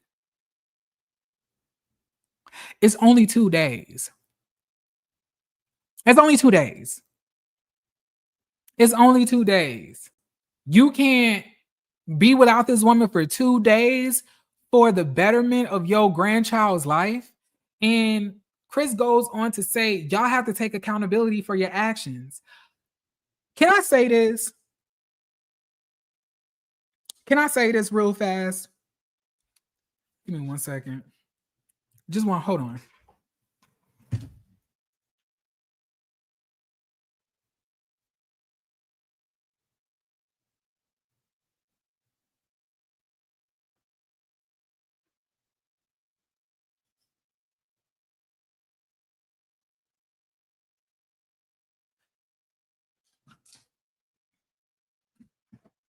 All right.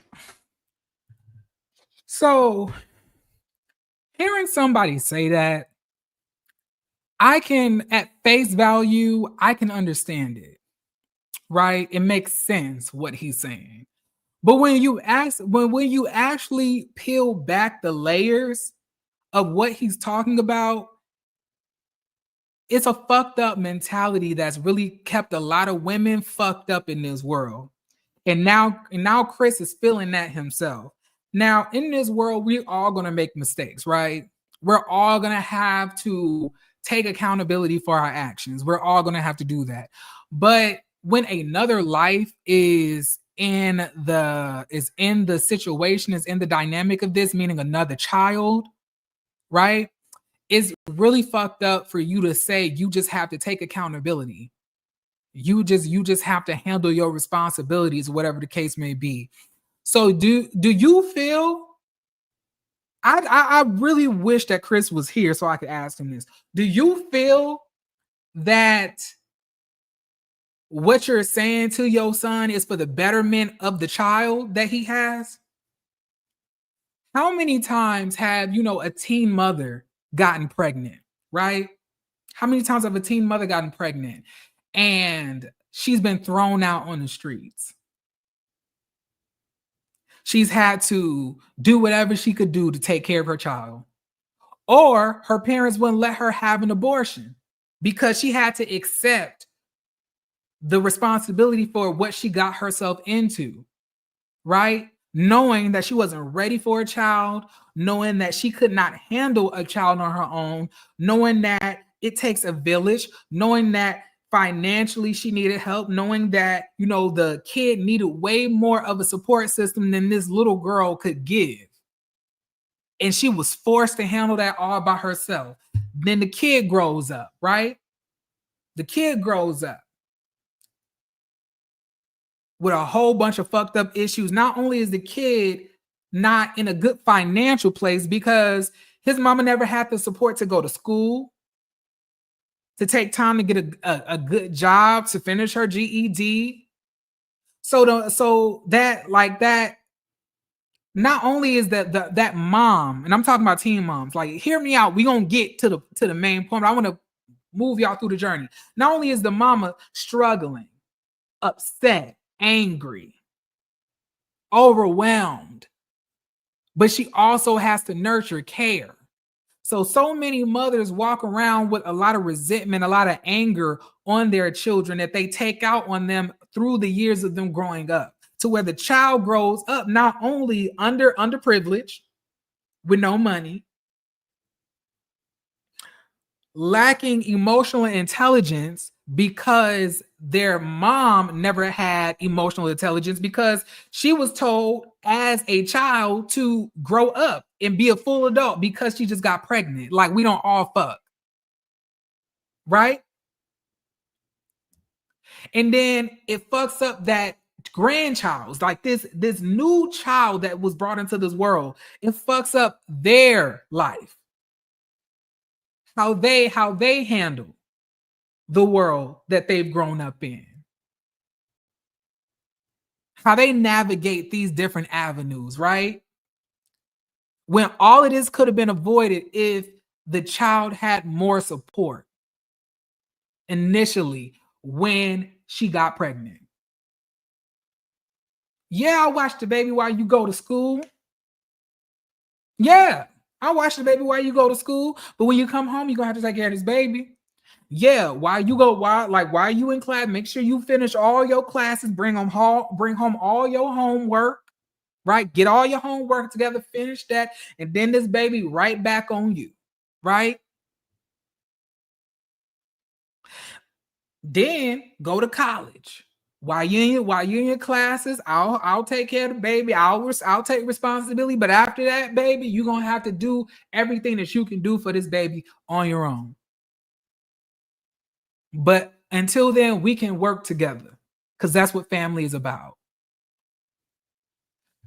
There's some dynamics like that, but there are so many where that's not it. And it's so weird hearing this conversation between Chris and Lance, because it sounds like so many conversations that I know that a lot of women have had with their own families after they've gotten pregnant and they needed support. Y'all say you have to accept accountability, accept responsibility, and don't even understand that you're putting this grandchild that y'all supposedly care about in dire straits because the grandchild does not have the support that they need because the mom does not have the support that she needs to give everything that she can. And I think it's really fucking selfish for you to say that to him. And to even compare those two things, because how was he supposed to be able to understand that? Like, that's his mama. That's his mama. But on the other hand, I can also get where Chris is coming from. You got a bitch pregnant. You bust up in somebody raw, knowing that, you know, it was a possibility that you could have a child. And if you get a bitch pregnant, then you have to know it's a possibility that you could be a single parent, having to deal with a child on your own. Either way. And you took that chance, you got what you got, and now you want your mama to come in and help take care of your child for 2 days out of the week. And it just don't work like that. I can understand that, but to me, y'all have the resources. Y'all have the resources. Why not help them if you can? And it's not like, oh, he's asking for money. It's obvious that Lance knows hard work. The nigga got his own business. And y'all, if y'all don't know, Lance's house look nice. Lance got a nice house. I was actually shocked when Nell knocked on it. I was like, I didn't think that Lance had a house. I thought Lance had an apartment like me. But when I saw the house, I was like, this shit nice. Did y'all see how it was decorated? How it was like, the decor in there was nice. I was like, okay, period. He knows hard work. He knows getting up and doing what he needs to do. But it's okay if somebody needs help here and there. I don't know. I guess I'm just stuck in between. I don't really necessarily know who I agree with more. I can understand both sides of this, but to me, it does feel as if Chris is being very selfish about it. Because let's be clear here. Lance isn't the one who went, and that was another thing, y'all. That was another thing. Chris was talking about how all of the children was just bypassing all of the boundaries, and you know, the only person that don't bypass the boundaries is Kayla, you know, the one who feel the Nell don't like her. That one, you know, was not the one bypassing all of the boundaries and things like that. But when it comes to this whole Lance and Chris and Nell situation, Chris does not even understand that Lance was handling what he was handling. He may have been struggling with it, but he wasn't going around knocking on their door or whatever the case may be. On the first episode, y'all said that y'all had not heard from him in a while. And you said that he looked like he was struggling to handle it all. You told his mama to go in and check on him. His mama went and checked on him and saw that he needed a little bit of help. So how was the mama offering up the help? Him bypassing the boundary. He didn't ask for it. He was doing his own damn thing. Right? Is it just me? Like, the mama came and asked. And I don't think that this is like the situation where, oh, I just need my mama for everything. I'm going to just go to my mom and ask her, and I'm just going to ask for some money. I'm going to ask for this. I'm just going to just put my burdens on them. I don't think it's that. Honestly, from what y'all said, Lance was handling what he needed to handle. So you telling him that he has to take accountability and responsibility for whatever he got going on, it was unnecessary, because he was already doing that, which is why y'all hadn't heard from him, because he was juggling everything on his own. The fact that he was offered the help, I don't see how that's crossing boundaries. It's real fucked up for you to do that, especially you come in here dressed like a fucking deacon. Like, y'all niggas, like, no matter how old you get, it really do feel like the fathers are always competing with the children for the mother's attention.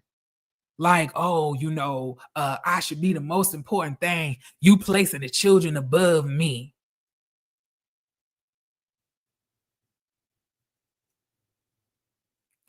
Thank you, Leo. What I'm saying is, and that's the point I'm making here. Like, Chris, so what you're saying, do you feel that the child would get the maximum amount of care the way that you're talking? With the dynamic that you just want Lance to continue, do you feel the child would get the most that it needs? Do you? Or do you just feel that your son just needs punishment for something that he did? The baby is already punishment. He's already going through it.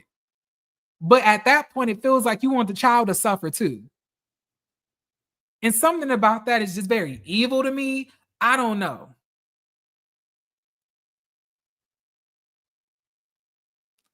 Jeremy, I think you missed what Lance said earlier. He lived with them after the child was born.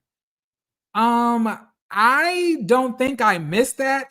I remember when they said that Lance lived with them, but I thought though that was prior to when he actually moved back to Huntsville because he had lived out of town for a while. They asked him to move back into Huntsville, and he had kids at that point. And he had gotten divorced, and he had ended up moving in with his parents until he got everything together. But I don't remember them saying it was with the new child.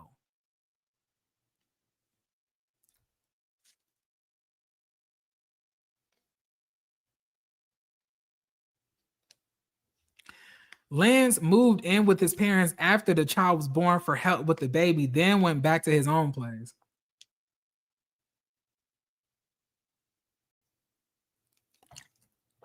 I could have missed that, my mistake.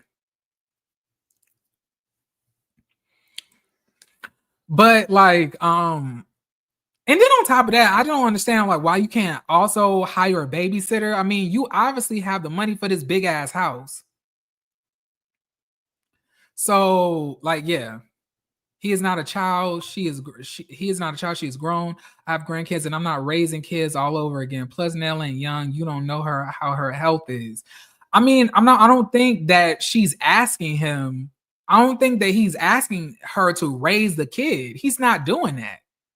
He's just saying if you could just come over, like, well, he didn't even say if you could.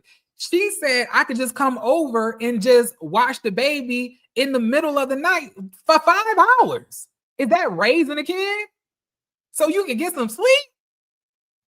I don't know. It's not like she's just taking care of the child on her own. Like it's not really raising. He had the baby because Nell said she would forget Lance was there and that he would pop in the room to hand them the baby when they were asleep. He moved in when he had the baby because Nell said she would forget Lance was there and that he would pop in their room to hand them the baby when they were asleep.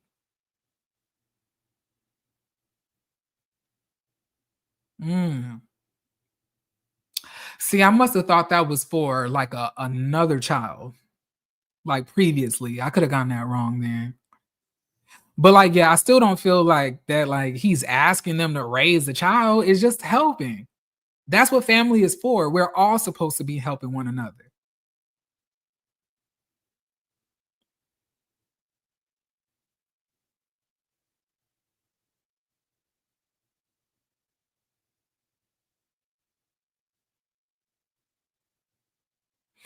Exactly, Leo, because at the end of the day, once like it's only to me, it's only like really toxic if your child is always dropping the kids off with you, letting you take the kids for like prolonged periods of time, and you basically having a kid live with you. To me, that is when you have crossed into raising the child. But like just watching the child for a couple of hours while you go to work, or watching the child while you are, while you're sleeping, getting a couple nights rest. Like this man has a whole fucking business. He's paying people. He has to do benefits, all of that. Like, I think that him getting some help is okay.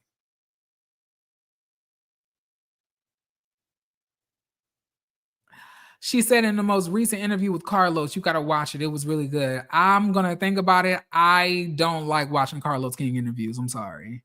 I agree with you. If he was the mom, it would be different. He should be able to have a village help too, especially being a single dad. Well, let's be clear here, evolving Eb. I was saying that oftentimes the moms don't get offered the villages because a lot of them have to take accountability for what they've created, or take responsibility for what they've created. A lot of them don't get that, and I'm saying that it's not right when it happens to women, and it's not right seeing this happen to Lance either, if that is what it is. I commend Lance for reaching out, asking for help. He didn't reach out and ask for help. I don't think he did. I think they reached out to him. At least that's what I think it is. But like y'all said, y'all saw the interview, not me. But no one would judge if she did.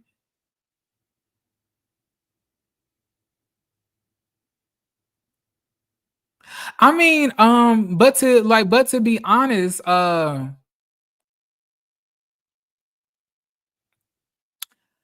I don't know. I don't know who's judging and saying that he shouldn't. You know, I don't agree with I don't agree with saying that he shouldn't.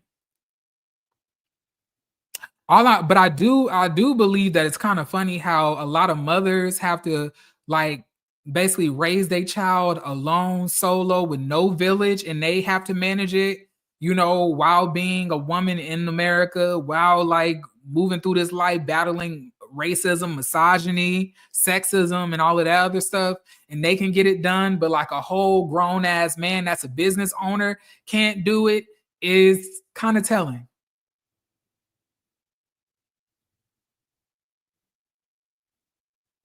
I still ain't forgot that Tisha outed Martell as revenge for exactly. Okay, let's move on to the last scene, child. So now we see Nell and Letitia meet up, child. Child, Letitia rolls up in the Ford. I was like, child, what a G-Wagon. I was like, what y'all done renting that? Let me stop. But Letitia goes into the cafe, right? She orders a caramel macchiato. I was like, po baby. She has a speech impediment. She don't know how to pronounce anything. Po thing. But then, you know, one thing I will say, Letitia's hair looked good. It was a lot of it. It looked like it was a good 6,000% density wig. But at the end of the day, it looked nice on her, you know. I don't really know if I would wear a pleather dress in 2025 if I was a woman, but hey, I'm not a woman, but I ain't wearing pleather as a man either. So you won't catch me anything pleather. Women are nurturing. No, they're not. I mean, yes, they are, but like that whole like that whole like thing. I feel that women have a natural tendency to be connected to the child because the child is growing inside of their body. But I believe there are so many women that's not nurturing. I don't believe that just as a blanket, women are nurturing. I believe that y'all have been conditioned to be nurturing. That's how it is. It's conditioning. Like if we condition men to do the same thing, men would be nurturing too, but we don't. We condition them to be assholes and be sexist and tell bitches that they are owned, that they're property and shit. Like if you was to raise your kids up to be nurturing, they're gonna be nurturing, man or woman or whatever in between. I don't believe that like, oh, it's just a woman's just God-given gift to just be a nurturing soul to children in the world. Like shit, my mama ain't nurturing. Women are like, that's not a, I don't like generalities, every woman is different. Sometimes nurturing don't come easy. Sometimes it's something that has to be learned, taught, whatever the case may be. But it's not like, oh, women are just, nurturers. That's like saying men are providers. There's some men that provide, but like, are we just providers? No.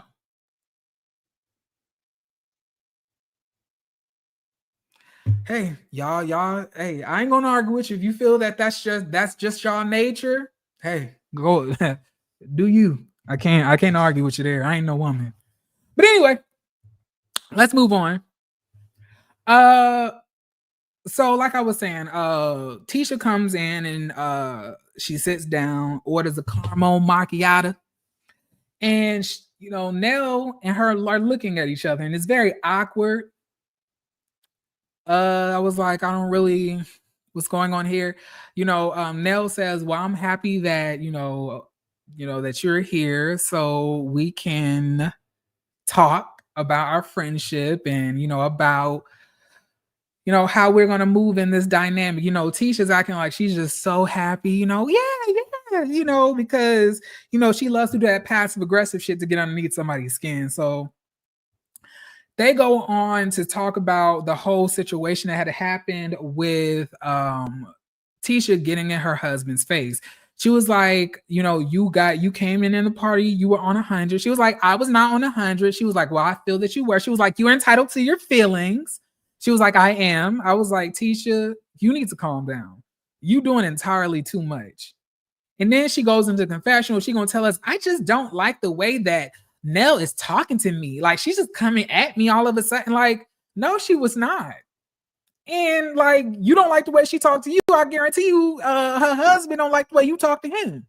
Why the fuck do you feel that you could just talk to people any type of way and they can't talk to you about it? You can't just go around being a drunk ass fucking nuisance to people and then get upset when they address you for the actions that you taking.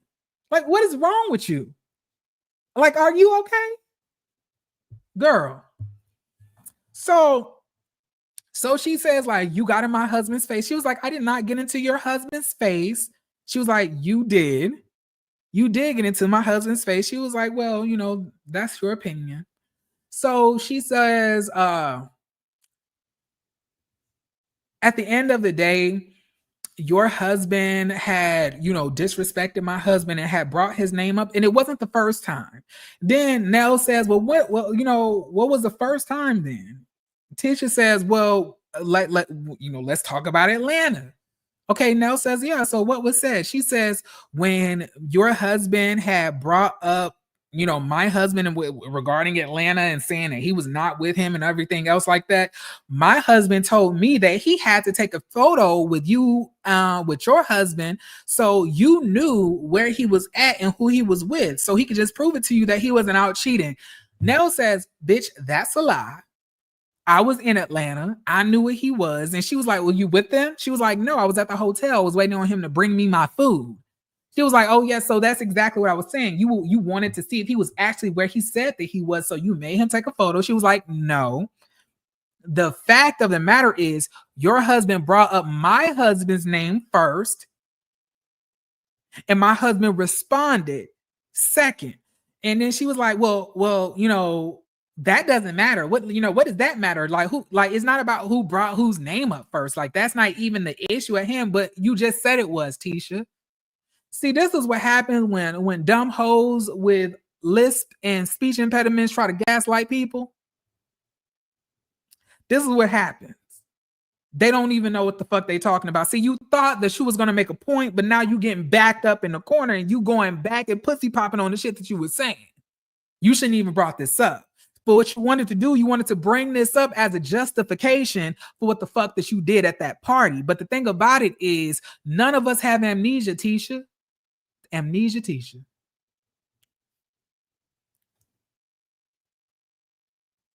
I didn't even mean to do that. But none of us have amnesia. We all remember exactly what went down. Your husband had a photo that had allegedly been him in a bed with a big ass back, sleeping in somebody's hotel room. And then afterwards, right? After that,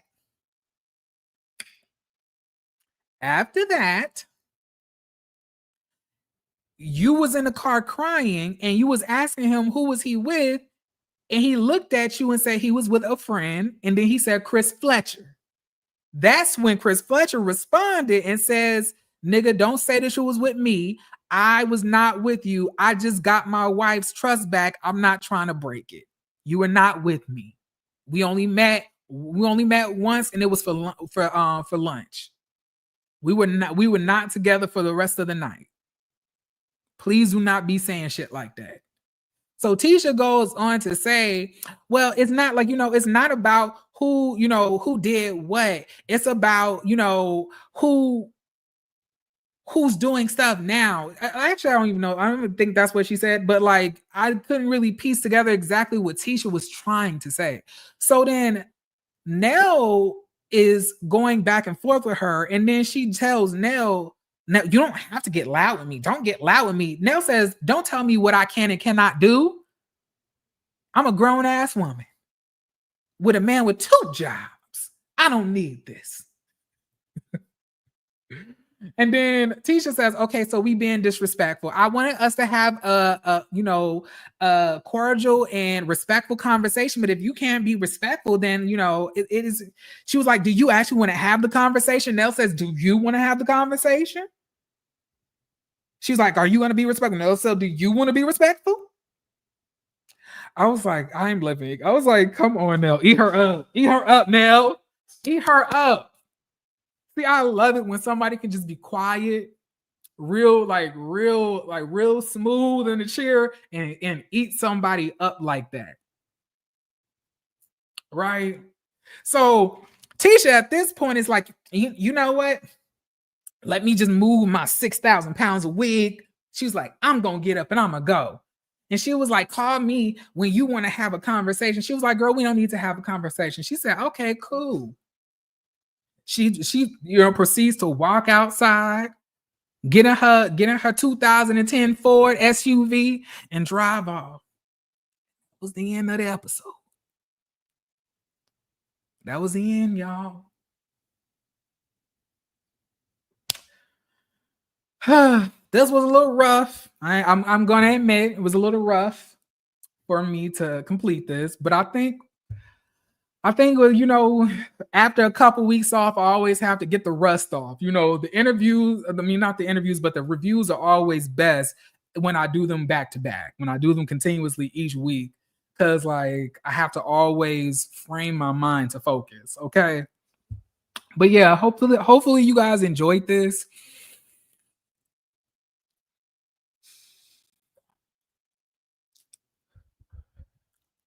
Melody was a never good woman to you, Martell.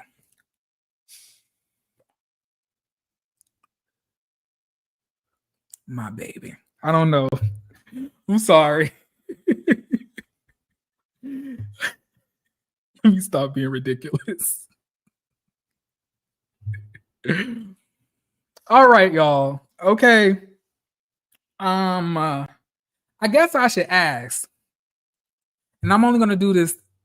I'm not going to be doing this every single time. Okay. I would prefer not to. Okay.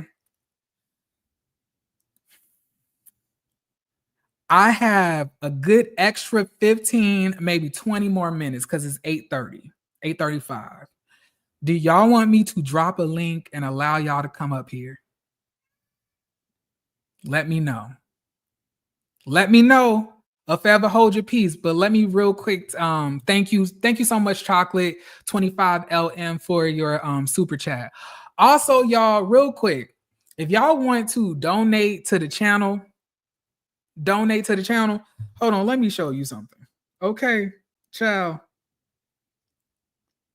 Let me show you.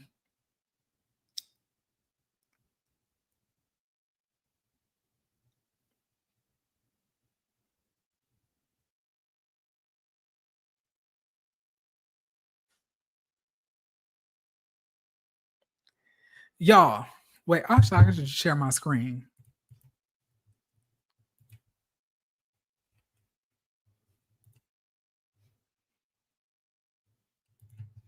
I'm gonna just share my screen, child.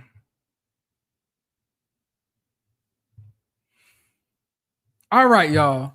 Let me show y'all something. Cause a lot of y'all be thinking that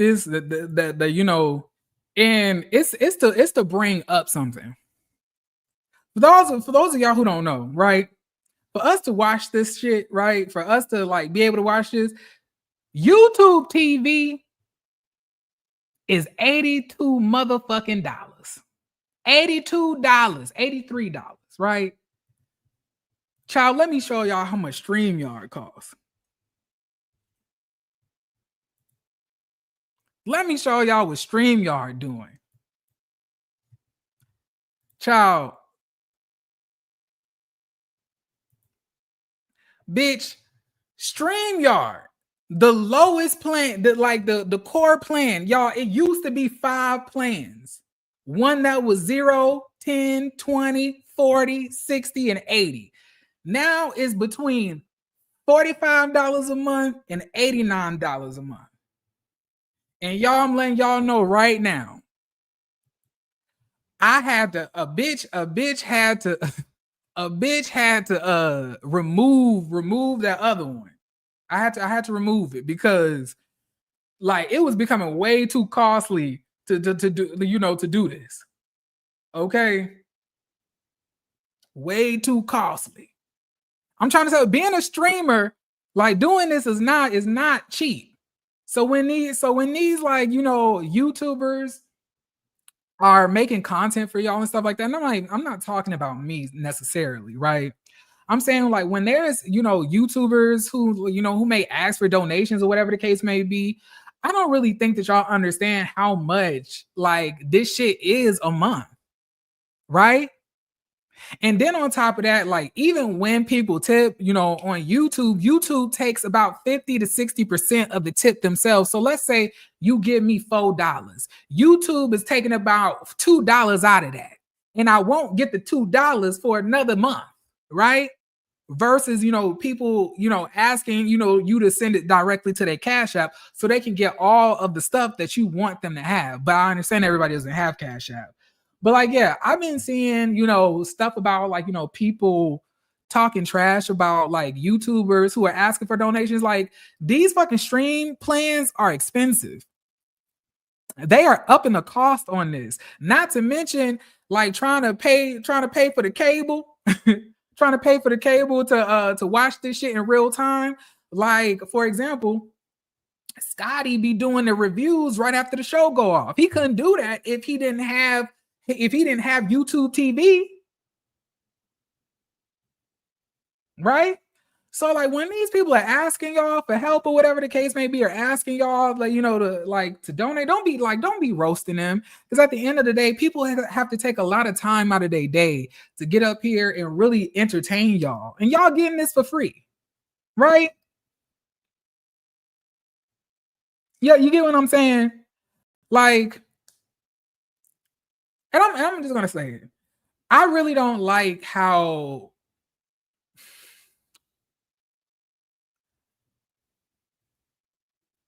Let me not bring it up, because he told me to let him handle it.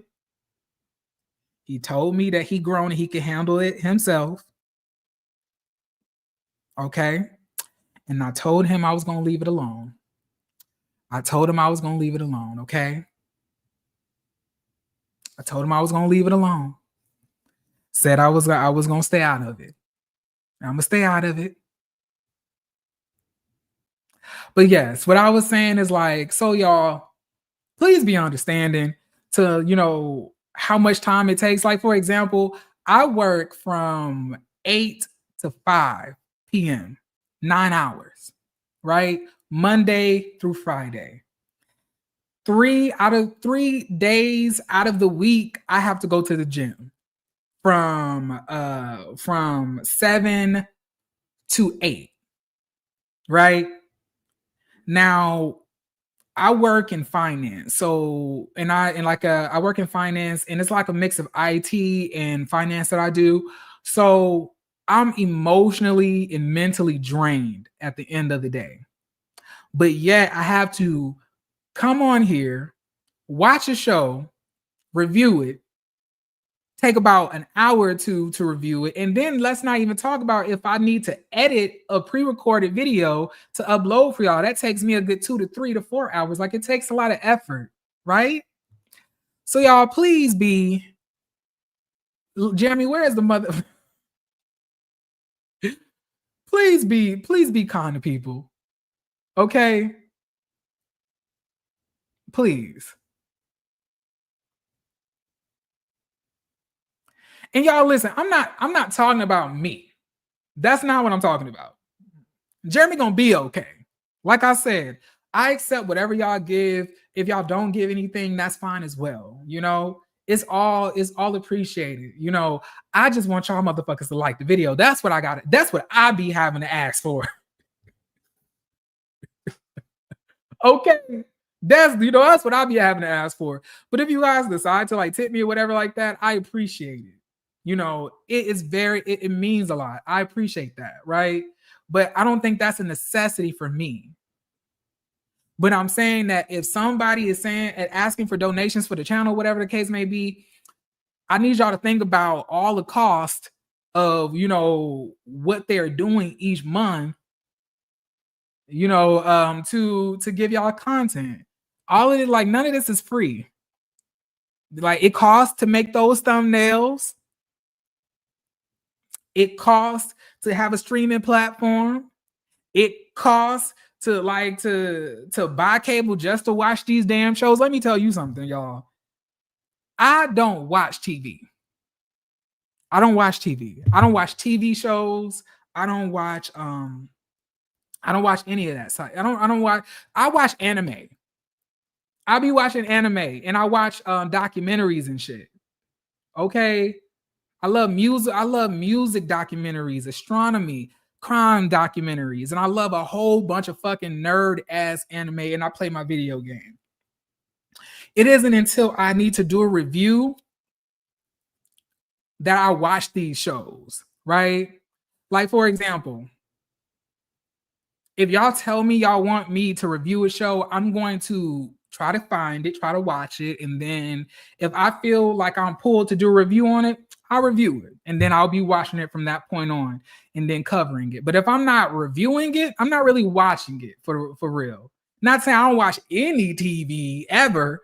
I do watch TV, you know, here and there. You know, like I said, I will be checking out the new season of our Real Housewives of Salt Lake City. I love Salt Lake City. I love my Salt Lake divas, okay?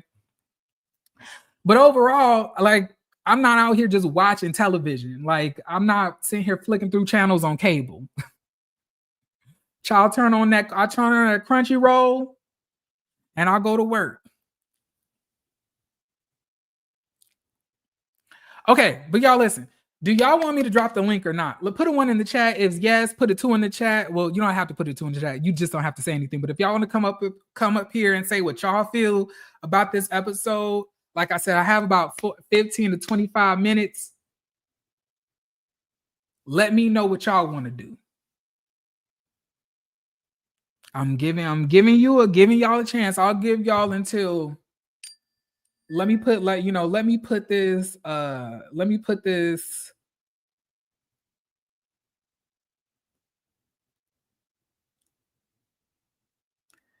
this timer on, y'all.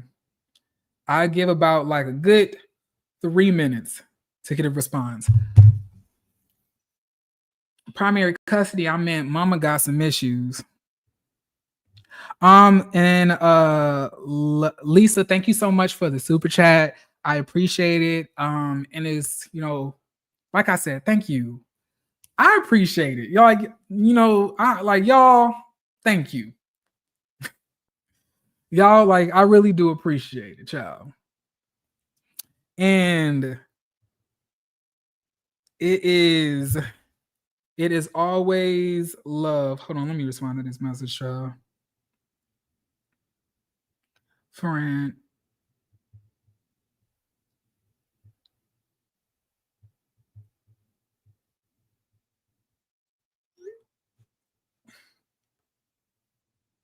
All right, so Lance has your likes are liking. I wouldn't know, child. I'm still on here. I wouldn't know what a mother of the child is. I rather pay through Cashapp and giving YouTube nan dime. Let me tell you something. YouTube be taking all this shit. And not only is YouTube so disrespectful, y'all, YouTube is so disrespectful that even on the day you supposed to get paid, you know, you expect at 12 a.m. your check to come. They don't give you your check to 12 p.m. They don't give you your check to 12 p.m. They wait into the afternoon to pay you. They can't even give you your shit on the day of. It's within the day. Great live. Thank you so much, Lee. I appreciate it.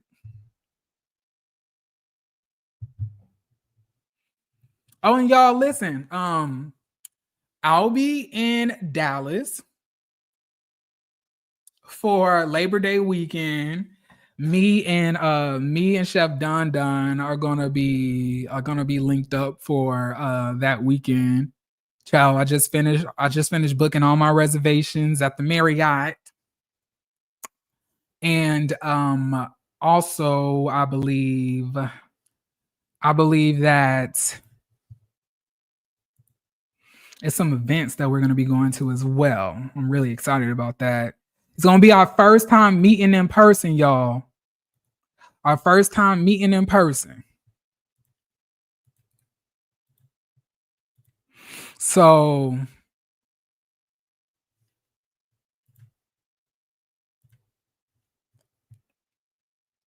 yeah, it's giving what needs to be gave.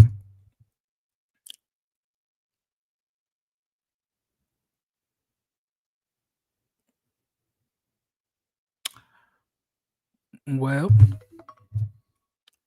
hey, I guess not. I'm not mad if y'all if y'all are just more comfortable just hearing me talk. That's fine as well.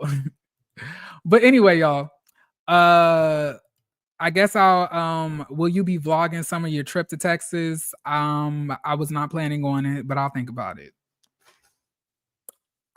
I really don't like as far as like my personal life outside of like YouTube, I don't necessarily be talking about it for real. So, you know, I